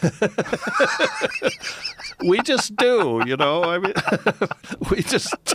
That's why there's 7 billion people. Yeah. Because we're sneaky and we get you pregnant. Okay. Right. Sorry. That's pretty much it. We're not. We don't want to be like this, ladies. It's not our fault. God. Yeah. But it's always a man. It really is always a man. I mean, there's no arguing with it, you know? So you get this all the time, you know, in any kind of quote-unquote spiritual tradition. It happens in the ayahuasca thing. As we know, you know, it's not uncommon to have sexual abuse and that sort of thing. It's very common lately, right? Lately, yeah. More and more so. You hear these stories of these guys. My friend Amber Lyon had it happen to her, like on one of her first experiences. This guy was groping her where she was under, and she's realizing what's going on, and just realized, like, this is probably how some of these people sort of, like, they found this technology, and you can call it technology if you want, but this pathway to this incredible experience. They provide it to people, but they're not really much into taking that journey themselves. Right. They're really into exploiting this thing for financial gain and for power and influence. That is what it's morphed into now that there's the tourism phenomena and all that stuff. So yes, they see it as a way to exactly that, to power, influence, and money. You know, which just illustrates, again, it's all about. There's nothing inherently good or bad about these technologies. They're, you know, ayahuasca can be a wonderful thing if it's used properly, and it can be a really terrible thing. It's all about the use you make of it, you know, the moral dimension that comes with how you use it, you know. I mean, there are ayahuasqueros that have, you know, I say they don't listen to their medicine in a sense. They do these things. They're not really absorbing the lessons that they should be getting from the medicine. Others do listen to their medicine, and they're, and it's not so easy to sort out who's the good ones and who's the bad ones. Sort of like what you were talking about, these people that have the simplistic idea that all you have to do is get Donald Trump high on DMT and he's going to see the light. Yeah. That's not necessarily the case. Not necessarily the case. Yeah, I think it would be wasted on him. I think we would have to do at least an indwelling catheter, maybe 2 or 3 hours of continuous DMT infusion. Why Well, sorry, wrong term. Why intravenous? But it's very, very Freudian. That you decided to go through his dick. Right. That is hilarious. Not that. We'll go through the vein. I don't know, man. I think you might have nailed it the first time. That might be the way to get it. Maybe the way to get it to him is some perfect Russian robot fuck doll who just locks him up and, right when he gets inside of her. There you go. She gets him in full guard, locks him in place, and catheter-like delivery. Wow. Yeah, maybe they can program it like DMT, like little nanobots that go right through right through the penis hole, right into the system. They just run out of her. Right in there, and he just takes off. But again, there has to be something there. Somebody animate for it that to have an effect. Please, somebody animate that. I know there's somebody out there that wants to. That's do it. That's the way to do it. Just some perfect, super hot 10 Russian hooker-looking chick. No offense to Russian hookers. Right. Yeah. Or Donald Trump. Or Donald Trump, even. Look, Donald Trump was a baby at one point in time, and you and I, we both have children. We know it's a delicate process of turning an adult, making an adult out of a child. And a lot of factors come into play, but almost all babies are born, well, they certainly have their own personality. They're in many ways a blank slate. Mm-hmm. And so they're in a lot of ways a victim of the environment that they're raised in. And that's one of the weird things that I've developed in my own self over the last few years is just thinking about people as babies. I think of everyone as a baby now. Like, since I've had kids, obviously I think of them as being adults, but I think of them as an adult that used to be a baby. And I never used to do that. Before I had children, I used to think of people as being in a static state. I meet you and I go, well, this is Dennis McKenna. This is how Dennis McKenna's always been. And now I go, oh, Dennis used to be a little boy. Dennis was a baby. He used to, and then he saw a lot of things and he learned a lot of things. But you know what I mean? Yeah. And that's I know. Trump. He's almost as much of a victim as he is a perpetrator. In a way, he is. And Trump's a good example of somebody. In some ways, he's still a child. Yeah. He never really grew up. That's part of the problem. And everyone, because he has so much power and money, everyone kowtows to his impulses. But in some ways, like Jared and Ivanka are maybe a stabilizing influence on him, although maybe. I'm sure their agenda is totally evil as well. So well, confused. They definitely don't deserve the amount of power that they're wielding, nor does anybody. What's more fascinating about him than anything is that what he holds up to the golden standard is success, right? This is the guy that, everything has to have his name on it. It's all Trump this and Trump that. And if you looked at like the great American vision of success, it's to become some sort of super rich ultra billionaire. But even though everybody knows he's a super rich ultra billionaire, he still is deceptive about his own success. He still has to lie about it. He still has to distort it far past, whether it's the numbers that came to the inauguration, whether it's the numbers that he won the Electoral College by. He lies about all these different things, and it's inherent.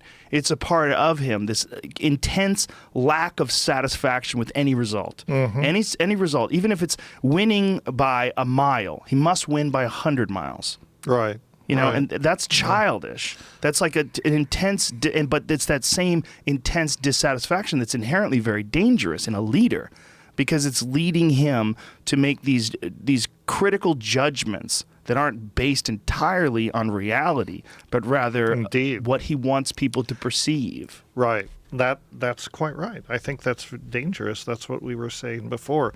No thoughtfulness. There's no thoughtfulness in the man. There's no reflection. Right, reflection and lack of humility. So this is not what you want in your leaders, because, we see what's happening, like he's going back and forth with the Soviets, he's going back and forth with North Korea, and it's like a schoolyard spat, but these people have nuclear weapons to throw, so we need to back off from that, Donald, it's just, but he can't do that because he has to respond. He has this impulse to respond. I mean, I think that, I don't know. I mean, he's not going to be exposed to ayahuasca, I'm pretty sure, unfortunately, because it would help him. And, what is disturbing to me in many things about Donald and this sort of reality distortion he's created is people, they take it seriously. I mean, they're sort of like intimidated by it. Not enough people are standing up and saying, well, this is not true. This is not true. You're completely deluded about this. There's some sort of impulse to show some respect when no respect is due. I mean, respect for the office, or respect for the for position. the office, for whatever. But then when he comes out with these things that are obviously not true, I'm sorry, there are no alternative facts. Right. Alternative facts are lies. Yeah, there's only such facts. A bizarre candy coating of bullshit. Yeah. Alternative facts is the most hilarious candy coating of bullshit ever. My hope is that we get through this without nuclear war, and then we realize that we can't have a fucking president. And the idea of having one alpha chimp run the entire group of 300+ million people is insane. And it doesn't work when you have technology, when you have this ability to communicate instantaneously, globally, with everybody, constantly. It's an archaic idea that served its time, but needs to be revamped. How would you do that? That's a really good question. I'm not the guy to be the architect of the future civilization, but I would think that putting as much power as we put into one individual is insanely problematic. It's just you're dealing with all these ego issues, decision-making issues. Right. And also the camps, the two separate camps, the right-left camp, that's crazy too. That's crazy too. Right. No, I mean, I think one way to approach it wouldn't have to be such a tremendous shift from what we've got. It would be to go to a parliamentary system like Canada has, for example, where you represent your party, and if the other party gets enough, they can vote you out without going through the whole impeachment process. There is no impeachment process. The parties can form a coalition and vote the prime minister out, and it's much easier to topple a government, and in some ways that's a good thing. It's more resilient. And Canada's a good, there are many parliamentary democracies, but that's the one that's closest to I think us, there's also an issue with dealing with the real problems of the world in a time where the realities of, say, Syria and what's going on over there are so horrific, and they're so far removed from the realities that we deal with here. You almost need to have someone who has some sort of experience with those people in those lands to understand and put it into perspective. Yeah. And I think we're entirely lacking of that perspective, like in terms of our culture. Like, I don't think we understand what a brutal military dictatorship is like.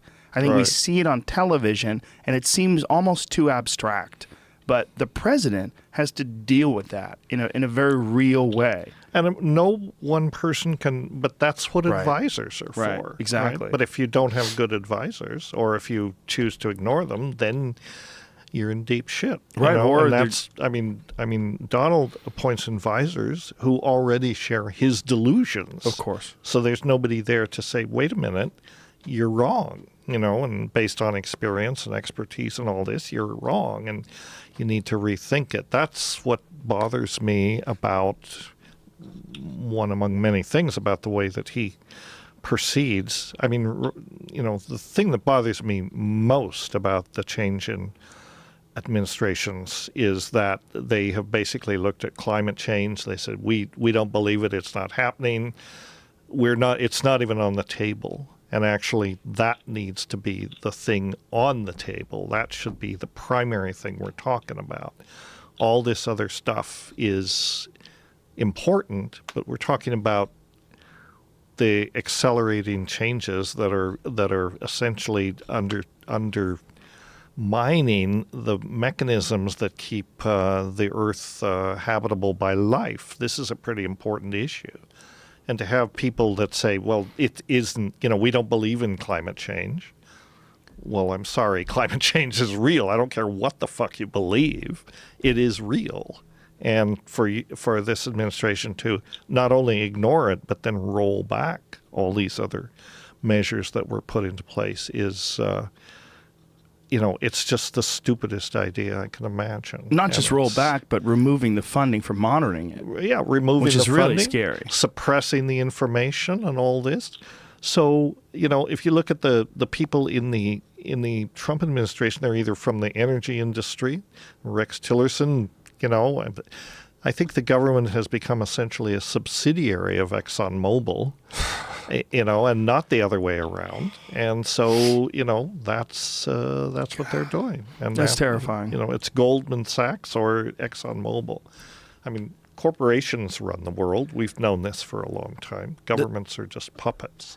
Does this, in some ways, it's just too eerily parallel to what we're talking about with the rainforest, like with all this potential in the rainforest and almost this race.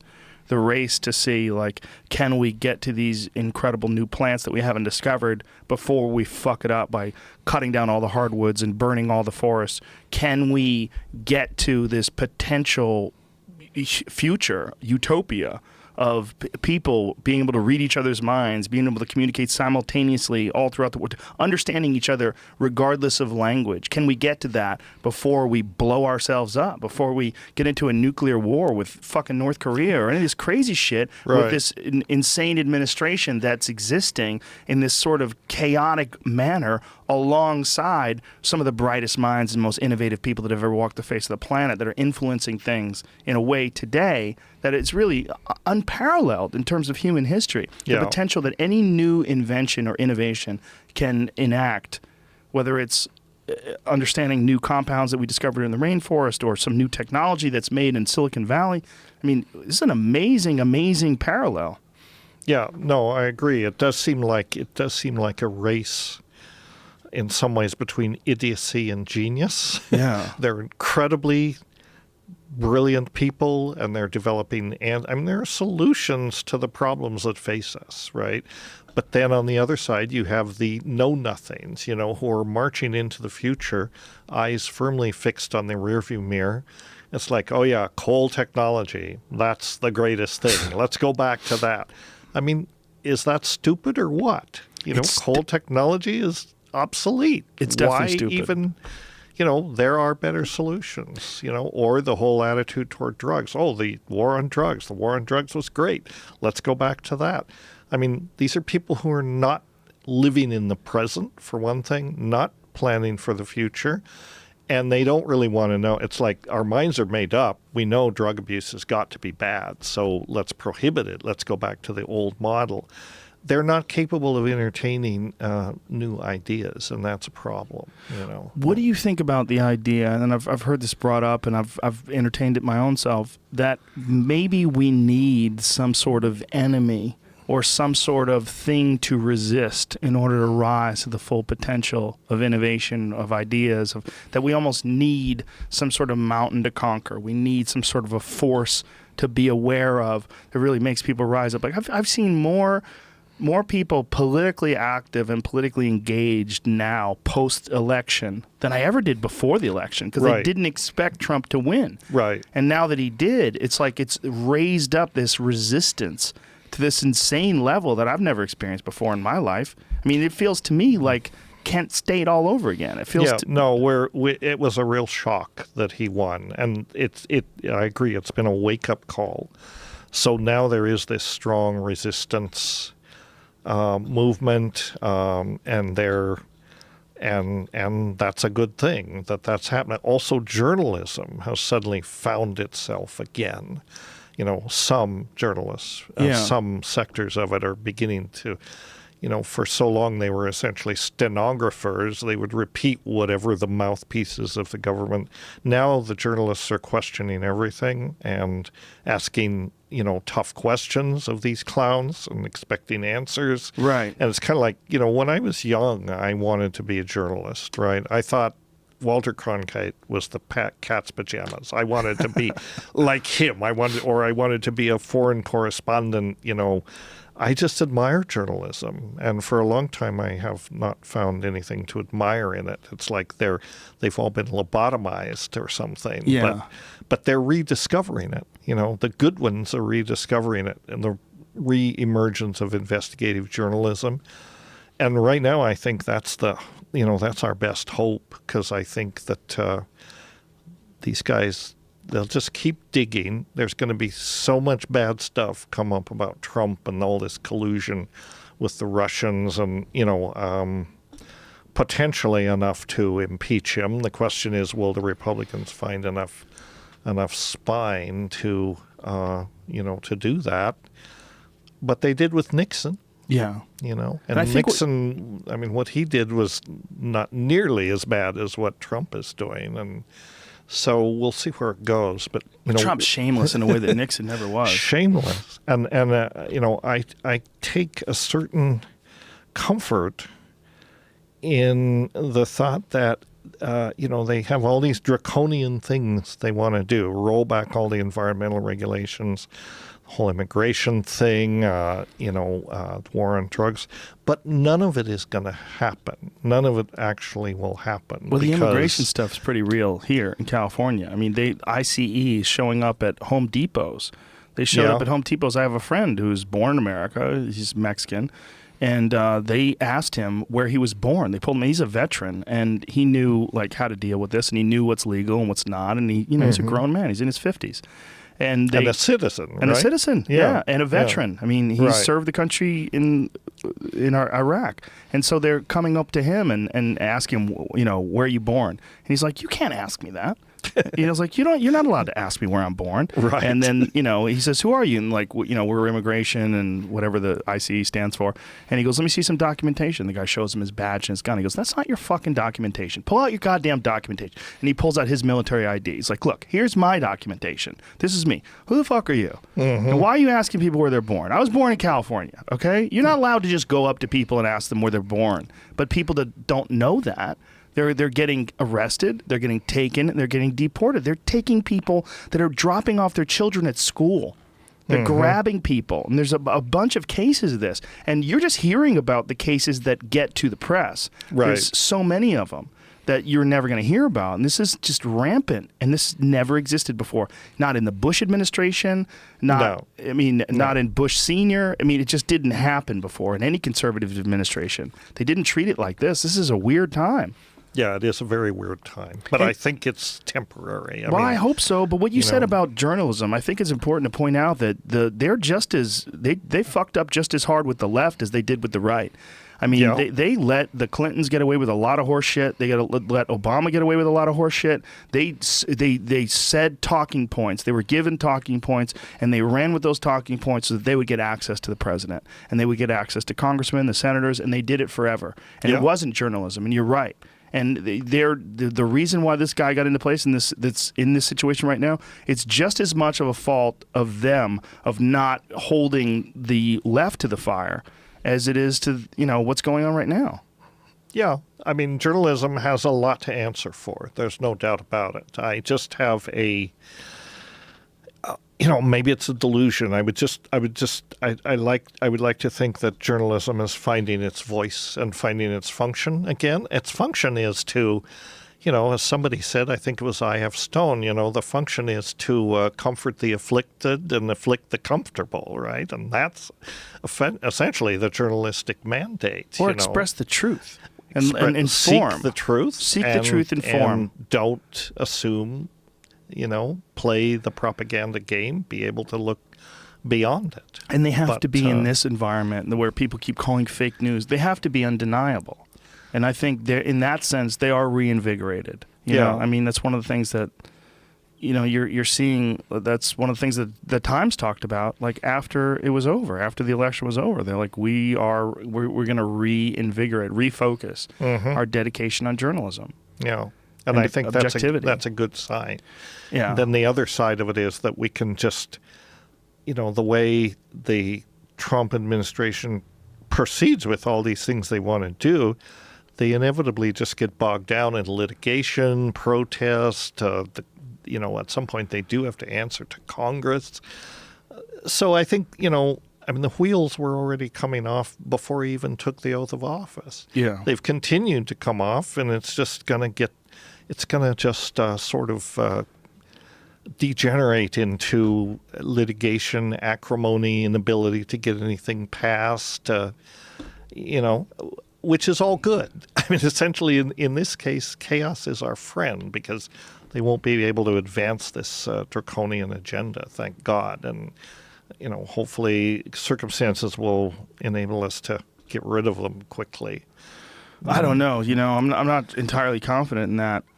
The whole thing to me, when I'm looking at these protests, like what was going on yesterday, where people are just beating the shit out of each other in the streets, is people with red hats. Like the red hats are the bad people. It's so strange. It's so strange seeing people with these Make America Great Again hats fighting with people that are wearing masks and motorcycle helmets, and there's sticks, and people are throwing, smoke bombs. I'm like, this is crazy. I really never thought we'd see such a clear right versus left civil war. In fact, like these little battles, and it seems to be ramping up and becoming more and more common and becoming more and more violent. Yeah, it seems that it is, But so what can we do? We're not out on the streets protesting on one side or another. I mean, I asked, and then basically I think for me, I continue doing what I'm doing because I think these plant medicines are the single most important catalyst for changing consciousness on a global level, and that's what has to happen. So I'm not saying I have nothing messianic about it. I tell people I work for the plants, but I think it's valuable to bring people to that experience in a place that is safe. They don't have to worry about those issues. They can have this direct download with the Mysterium Tremendum, if you want to call it that. That can change hearts and minds. I think that globally, ayahuasca is a catalyst for that. Why has it suddenly gone global in the last 20 years? I think that it's a sign that Gaia, if you believe in that concept, that the earth itself is an intelligent entity, is getting a little bit hysterical and is trying to get our attention, wake up the monkeys. And this is the way it's, so ayahuasca is an ambassador from the community of species to what I call the problematic primates, this out of control species that needs a good talking to in a certain sense. And say, wake up, you're wrecking this place, and you don't have to. Well, it seems like systems always try to balance themselves out, whether it's through warfare or disease or some new government usurping the old power, or whether it's through predators and prey. And there's always some weird sort of reaction to something gaining too much power. And whether it's ideas or ideologies or patterns, they gain too much power, and then something shows up that sort of tends to diminish that and erode the very foundation of it. That's what I feel about psychedelics, that in many ways what they're doing, and even the sneaky door, like the people that talk about cannabis being some sort of a gateway drug. Well, it's not a gateway drug to the bad ones. I think if anything, it's a gateway drug to the ones that are going to change the world. Yeah. If it doesn't do it on its own. This concept of a gateway drug is, it's just stupid in a sense. This is something that the drug warriors have come up with. Particularly so. I'm here to tell you, coffee is a gateway drug. Alcohol's the biggest one. Chocolate ice cream is a gateway drug. We've all taken these things, and look where we are now. Right. We so gateway drug. it's just the concept is absurd. What's it if it was not sold in a environment where there were a choice to have all sorts of other illegal drugs? It wouldn't be a gateway drug, would it? No. Well, the alcohol one is the most ridiculous one because it's everywhere, and it's the one that inhibits or loosens your inhibitions more than any other drug. Is responsible for the most foolish behavior. Yeah. It's everywhere. You can get it at every restaurant. You can get it almost everywhere you go. There's like even to the point where it's not even recognized as a drug. Yeah, That's exactly. the cognitive dissonance. For years, the FDA could not classify tobacco as a drug because it was a different regulatory framework. Well, of course it's a drug.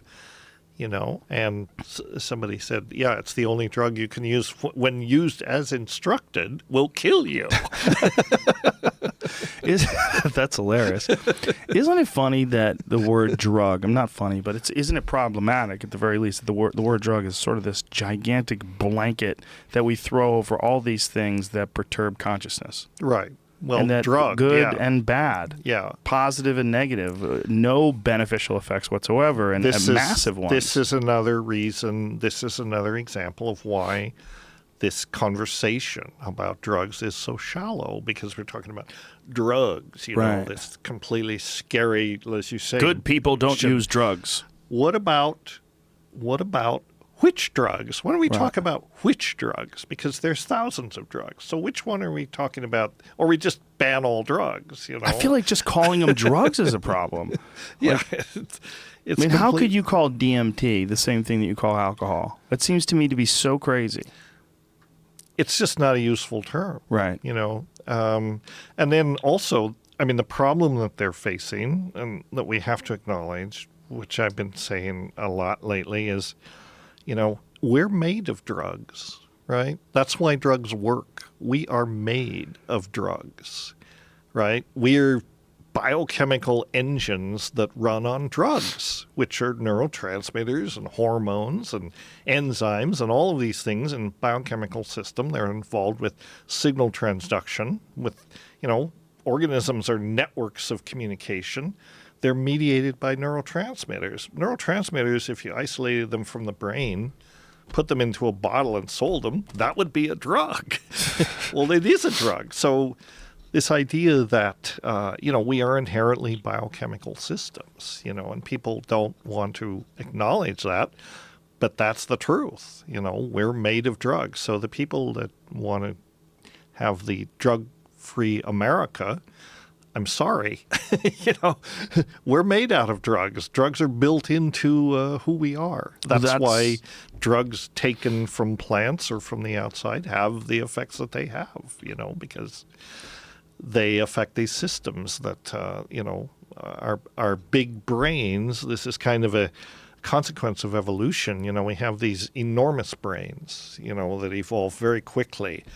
And we like novelty. We have all of these brain receptors. We like to stimulate those receptors because it makes us feel good, or it's interesting, or for all sorts of reasons, we like to tweak our states of consciousness. It's just built into who we are, and it's not a bad thing. Well, this is a problem with the way you're thinking.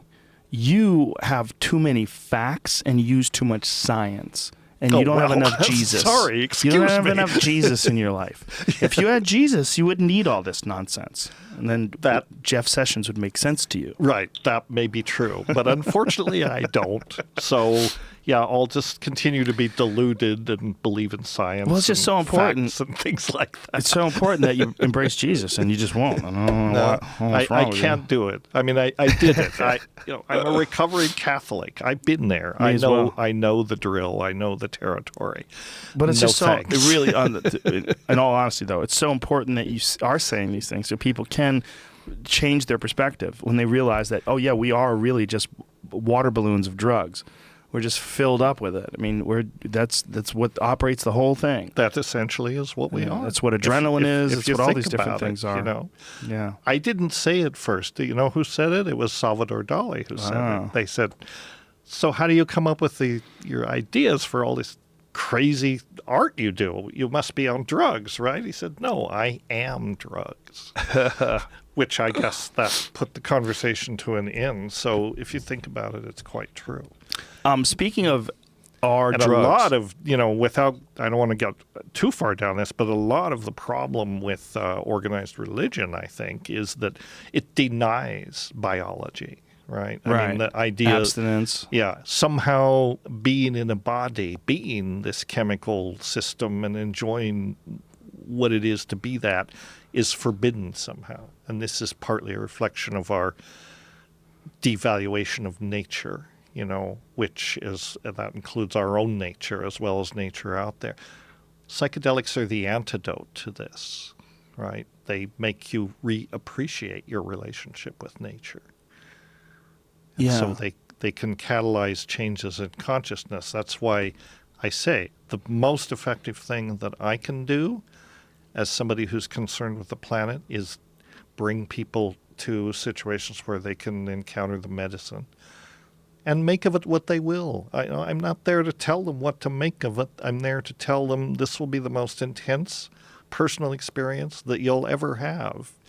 It's up to you how you evaluate it. And you can't tell them because, in all honesty, you're still working it out yourself. Right. And I don't want to tell right. them. You can't. I'm a big believer in use your own mind, use your own brain to work this out. And that's why what we have it, That's one of the most important things about recognizing someone who's, a quote-unquote fake shaman or someone who's using it wrong. Someone who's telling you exactly what it is and what you're going to experience. One of the most beautiful things that psychedelic drugs do is they dissolve any notion that you might have that anyone has a hold of this thing. Yes, very much so. That is exactly right. If somebody tells me, I'm a great shaman, I'm going to lead you through this, I'm out of there because they obviously have not understood what it is. If somebody says, I'm not a shaman, I just help. I just want to facilitate you. It's the medicine that is the shaman. A shaman will say, I'm not a shaman. I just know a few tricks. That guy is the guy I want to drink with. Yeah, I just know a few tricks. I just know a few tricks. If you get in trouble, I can help you. Otherwise, I'll just step back and let you do it, And that's the essential thing because the medicine itself is the shaman. And while I have you here, I have to ask you two questions because I keep forgetting to do this. First of all, cannabinoid receptors. What is the relationship between cannabinoid receptors in human beings and the actual use of cannabis or the evolutionary use of cannabis, like over the course of human development? Are cannabinoid receptors in place because people have consumed cannabis throughout history, or are they just a natural function of biology? No, they're a natural function of biology, like a lot of these things, like opiate receptors, the same thing. Cannabinoid receptors, and there are many kinds, and they're all over the body. They're not just in the brain. They do all sorts of things. They're involved with immune functions and inflammation, and it's quite complicated. Which is why CBD oil works, and it's not psychoactive. It's not psychoactive. It works on different receptors. There's at least 3 kinds of cannabinoid receptors.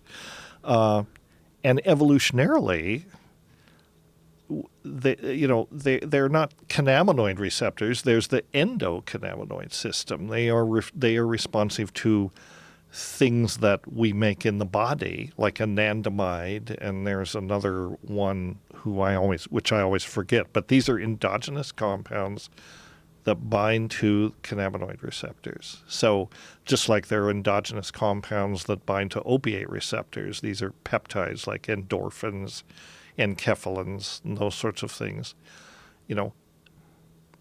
But the receptors just happen to bind these plant alkaloids, but that's not why they evolved. They have functions in the body related to analgesia and sleep and that sort of thing. Same with the cannabinoid receptors. They evolved not because there were cannabis plants out there, but because the body made these endocannabinoids and they mediated all kinds of functions, like anandamide. These things, cannabinoid's a little different than something like DMT or psilocybin, which work kind of very specifically on the serotonin receptors. And that's how they mediate their effects. The effects of cannabinoids are more widespread, you could say, more multivalent is maybe a good word. But it's not because the plants were there that we evolved these things. We were neurologically, modern humans, you might say, and curious, right? Mm-hmm. Sampling everything we could get our hands on in the environment, whether stuffing it up our nose or usually drinking it or whatever. Naturally, you're going to stumble over these compounds because, the biome these are just abundant in the biome. So it's not really a chicken or the egg sort of situation, like what came first, the cannabinoid receptor or the consumption of cannabis? Yeah, the receptors were there first. How do we know that? How do we know that? Because we can actually trace the phylogeny of these things. We have molecular methods now where we can actually trace the ancestry of receptors, right? For example, we have ways to measure this. So, cannabinoid receptors, you can look at the phylogeny and they were present in mammals long before we were around, and tryptophan is the same thing. Tryptophan, which is the amino acid we were talking about, precursor to many of these psychedelics, right? So how old is tryptophan as an amino acid? You can look back at the phylogeny. Turns out damn old. Right. Possibly 3.8 billion years old. The genes for tryptophan have been found in phylogenetic groups that go back that far, the so-called trip operon. So so these things have been around for a long time. And, in the most primitive organisms, serotonin is another good example. Serotonin is, which most of the psychedelics work on, serotonin is thought to be the oldest neurotransmitter phylogenetically, older than dopamine or norepinephrine, some of these other things. Serotonin receptors are very old. Phylogenetically, evolutionarily. So how does that correlate with runner's high? When people have this runner's high and apparently it has some sort of an effect on cannabinoid receptors, what is going on there? And does it actually mimic the high that someone gets from consuming cannabis? Yeah, it may. I've heard the runner's high discussed in terms of the opiate receptors, the endorphin and so on. Maybe cannabis too. What we do know is that in states of high stress, you can boost the production of these endogenous compounds, which is why high stress is one way to induce altered states of consciousness on the natch, right? Oh, I don't need drugs because I can run and get high, or I can do meditation and get high. I'm sorry, dude, you're still on drugs because we're made of drugs, and you've just figured out a way to boost your endogenous DMT, cannabinoid. So when people are lifting weights they're all getting there. crazy, they're actually in some way doing some sort of a natural drug trip. Yeah, essentially, because we are drugs. Right. Remember, there is no state you can experience, including the state that we're in right now, that is not a reflection of our neurochemistry. We're in a hallucination right now. This is a reality that our brains take information in from the environment through our sensory neural interface. They combine it with what we know from memories and associations in the cortex, and they essentially create a model of reality. And that's the reality we're inhabiting, And a lot of what the brain does, it receives information, but a lot of the brain's function is to filter stuff out. If we received everything from the environment all the time, we'd be nuts. We wouldn't be able to take it. So there are these gating mechanisms. It's called neural gating. And we are genetically programmed to, and through experience as well, to have these gating mechanisms that filters a lot of stuff out so that we can function. Otherwise, reality would be a blooming, buzzing confusion all the time. We wouldn't be able to focus on anything. So for example, gating is, it's malleable. It can change depending on the input. So you're in a crowded restaurant, for example, and it's hard to hear. There's a lot of noise in the background. You adapt to that by filtering out most of what's there, right? You can suppress it to some degree, so you can talk to the person across from you, right? You're not paying attention. But at the next table, you hear somebody say your name. Suddenly, your gating mechanism, you get that. That gets through the filtering mechanism. Oh, somebody's talking to me. I wonder what they're saying about me over there. Right. That kind of thing. So it relates. But a lot of what the brain does when you essentially create this hallucination, if you want to call it that, of the reality that we inhabit. You can call it a model of reality. It's not reality itself. It's a reasonable facsimile of reality that we inhabit. And everybody's is different, hence different views. Everyone is different, but close enough that we can talk to each other and all that. It's, but it's not the pure objective reality, which physicists... Doesn't really exist. Well, it exists out there, but we don't know what it looks like. But it doesn't exist to humans. Doesn't exist to us. We don't perceive it. We perceive our own, model, essentially, of reality.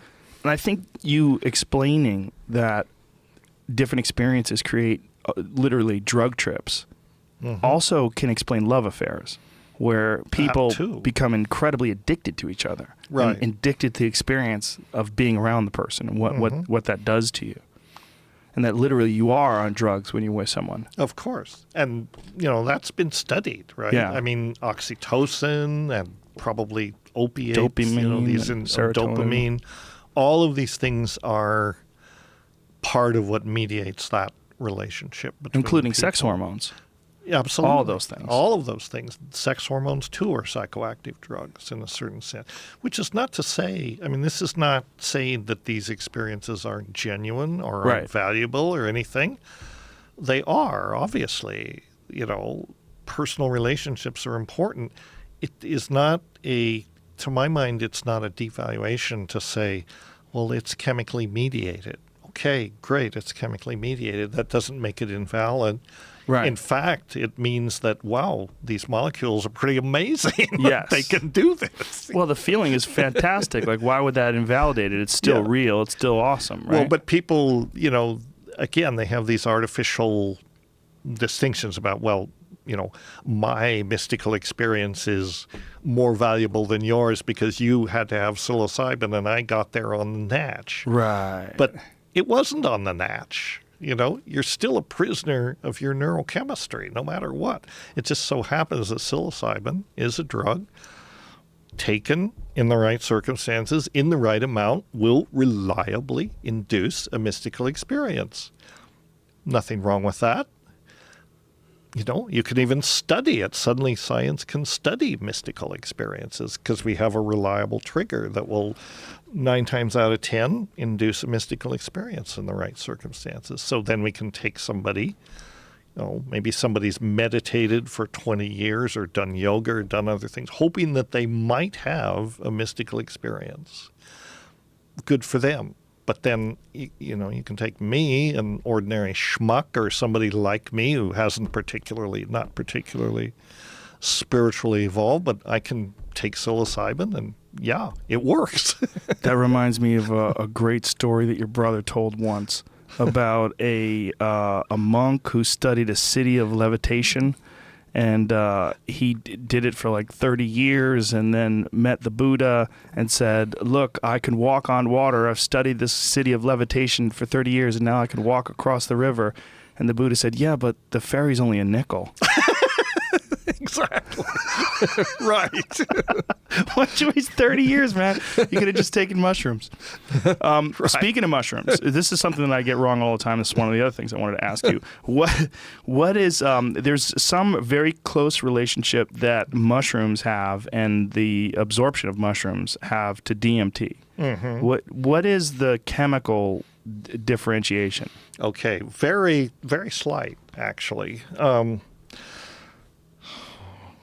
The temptation to start drawing structures is almost You irresistible. want to write some stuff down? Go ahead. Well, Draw it down. no, It'd be awesome. Here's a pen. Do we have a visual No, we component don't, but to I'll this? save that piece of paper. Okay. Well, I don't want to get too far into it, but basically, okay, so you've had organic chemistry, yeah? No. No? Okay. Well, then this may I be am organic chemistry. Yeah, you are. Well, you are organic chemistry. Well, this may be a useless thing, but It's definitely not is useless. Here we go. We can see it up on the wall here. We've got it up on the screen. Oh, There you go. okay. Well, there you go. Yeah, we don't have to draw a structure. You can look at it right here, so you don't have to turn around. Look to your right. Dennis, turn and look. It's on this one as well. Okay. So, right. So you can see, so there's serotonin, psilocin, and dimethyltryptamine. Wow. You can see that psilocin and dimethyltryptamine are very close in structure. The only difference is that hydroxy group, that OH group. That's the only difference. So with that removed, psilocin is exactly the same thing as N,N-dimethyltryptamine. That's correct. Wow. But that single trivial difference is what makes psilocin orally active and dimethyltryptamine is not. Wow. Wow. Because what's going on with that, the static diagram, a different molecular model would show. But what's going on is that nitrogen there, when psilocin's in physiological solution, the nitrogen is charged, has a positive charge. The oxygen doesn't have the H there. It has a negative charge. So the nitrogen curls back and is in close association with the oxygen, if this makes any sense. Yeah, no, so the enzyme can't get to it. That's why it's orally active, because essentially it can't get to that nitrogen.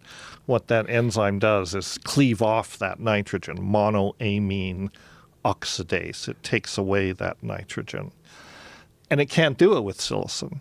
So that's why psilocin's orally active. It doesn't require an MAO inhibitor. It's just, in some ways, it's the perfect psychedelic because it, no preparation needed. You just bend over and pick the mushroom. No preparation is required, which is probably why very ancient man knew about psilocybin. They couldn't not have if they were living in an environment where it was found.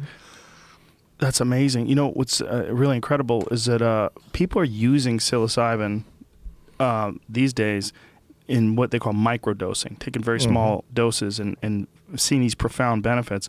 Yeah. And one of the things that I'm aware of is kickboxers are using it. And kickboxers are using it, and a good buddy of mine is using it, who says that he can see things happen before they happen. It was almost like he's reading people's minds before they're about to do something. Even on microdoses. Yeah. That's very interesting. In the intense environment of sparring and in the intense physical kinetic interaction of kickboxing, is that he's seeing what people are going to do before they do it in a way that he's never able to do, quote unquote, on the natch. Right. No, I'm not surprised at all. I mean, and why aren't you surprised? What do you think is happening? Because I think that these things let you step out of your box a little bit. They let you step out of your usual reference frame and notice things going on in the environment that, again, this gating mechanism we were talking about, we're programmed to filter stuff out. Psychedelics temporarily disrupt that. They let the background come forward, and you notice things about the environment that normally you would suppress because they're not relevant to immediate survival.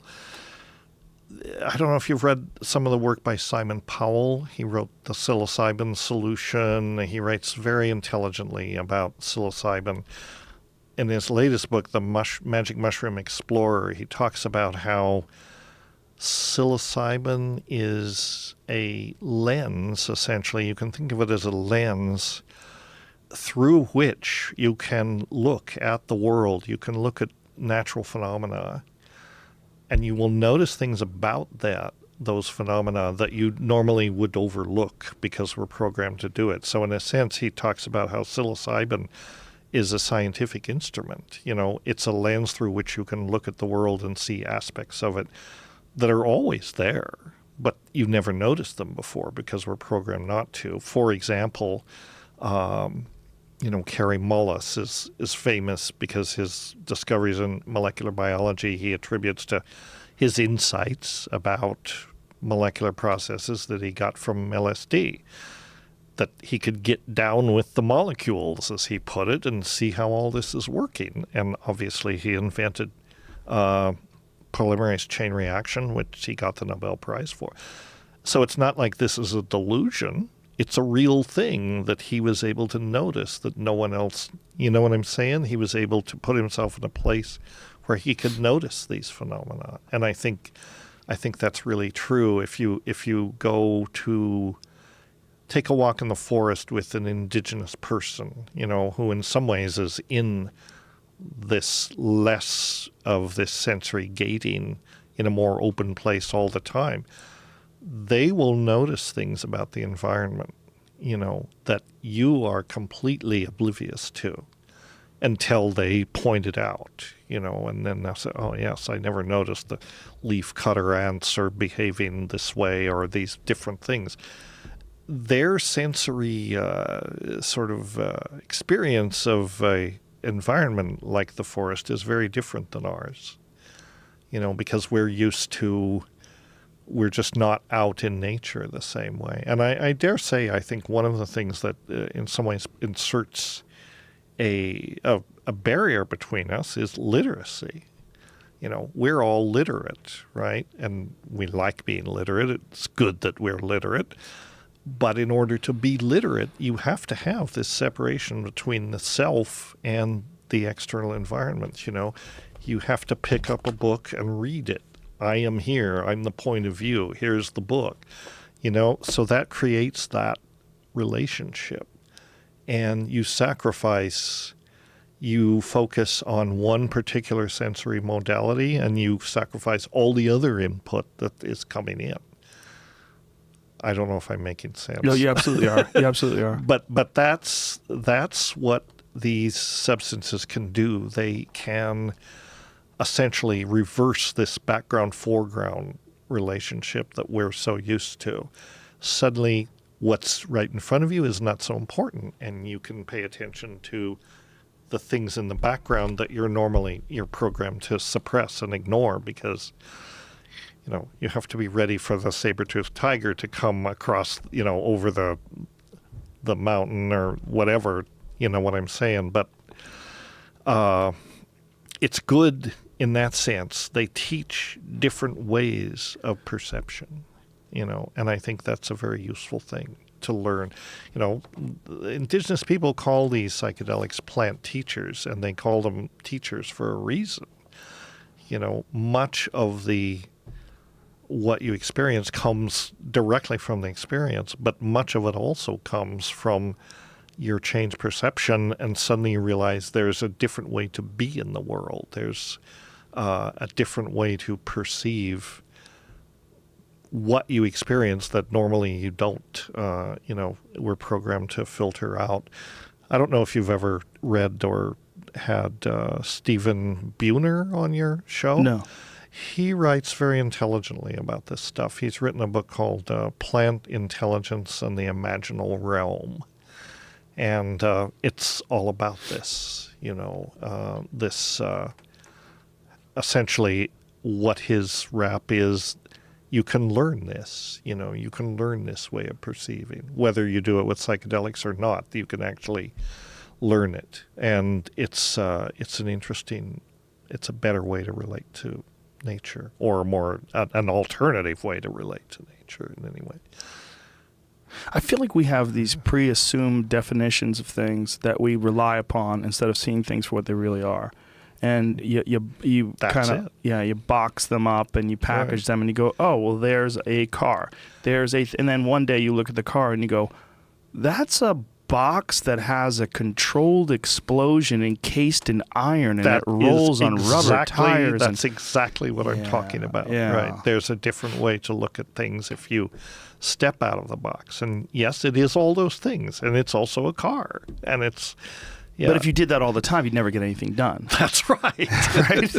That's right. But, I mean, it's interesting in that respect, with psychedelics, because we're verbal, people, and we inhabit a world of language as much as the physical world, and we're almost compelled to try to put some kind of a linguistic wrapper over everything, and which is one reason why if you smoke DMT, right, you have a complete revelation. It's amazing. It's all of these things, but it's in most cases you aren't even down yet before you're trying to explain it to yourself. Right. You're trying to stuff this thing in a box because it was so impactful.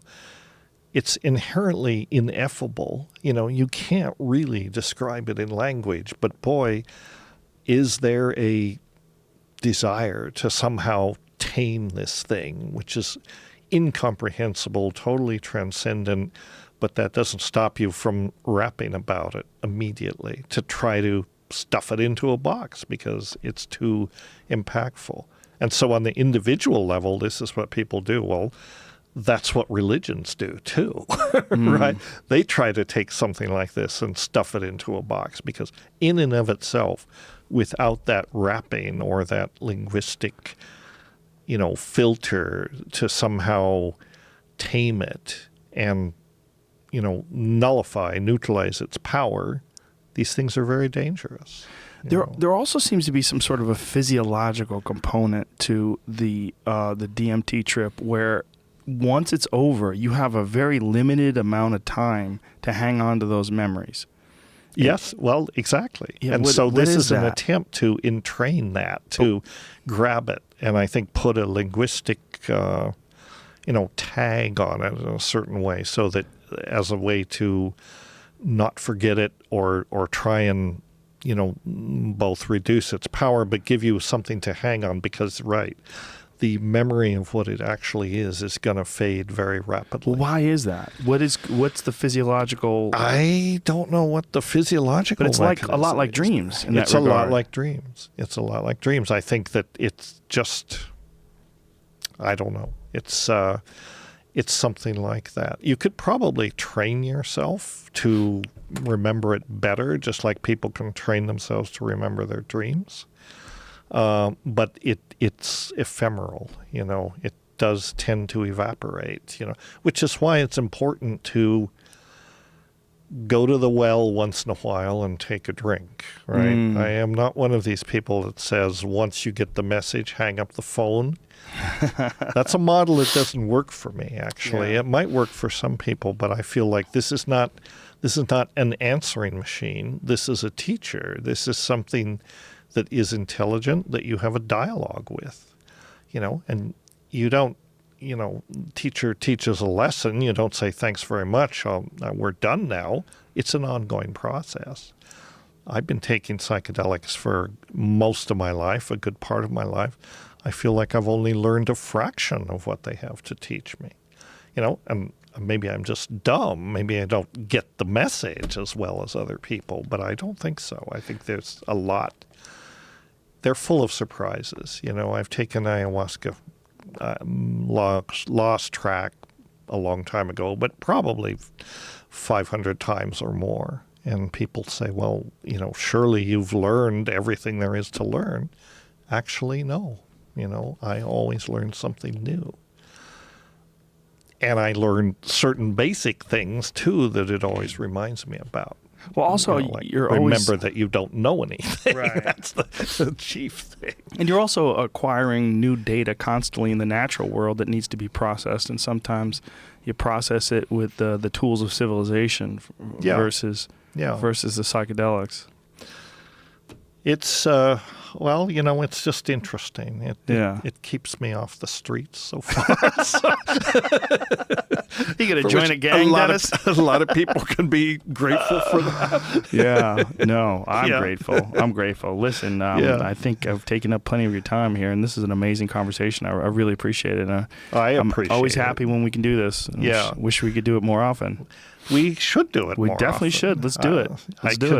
I can come. There are many people I can recommend. I'm sure you get hundreds of requests, but certain people, you ought to be talking to. Let's do it. Let's do Okay. it. So please, one more time, tell people about this conference and when they can watch it on Facebook. Okay.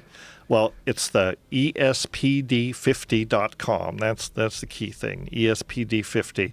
The conference will be June 6th, 7th, and 8th in the UK. You can go there if you want to attend it. The cost is high to actually go there and do it. But people can access it on Facebook. And if you go to that website, then there's a link through to the Facebook page. And we'll be live streaming it, on the 6th, 7th, and 8th of June. And it'll be archived, so I don't expect people in the States to get up at 3 in the morning, to watch it, although they could if they want to watch it live. But it'll all be, archived so they can look at it anytime. And will you transfer it over to other more accessible, like people that don't have Facebook, maybe on YouTube or something along those lines, Vimeo? Eventually, we haven't made plans to live stream it on Vimeo. I don't know how you do that. I don't think you can live stream it, but you could definitely take the video recording, perhaps, if you have a physical recording. It'll all be up there eventually, but just live stream, real time. Facebook will be where we do it, mostly because everyone has told me this is how you do it. Okay. So, well, I will definitely tweet that out to everybody, and I'll let everybody know, and I'll put it on all the available social media pages. And order the book. You can go to the website and order the book, and the book will come out probably the end of November. It's going to take a few months for everybody to get their, they have to not only make a presentation, they have to submit a paper for this book. And I'm dangling certain rewards out to them to make sure that they do, in fact, submit a full paper in the spirit of the first conference. But it's going to be an amazing book, and it's something I've wanted to do for a long time. And I can check this off the list now and go on to something else. Beautiful, beautiful. And hopefully do it more often. Thanks, Joe. Thank you, Dennis. I appreciate you very, very much. All right. Thanks, folks. See you soon. Bye. Bye-bye.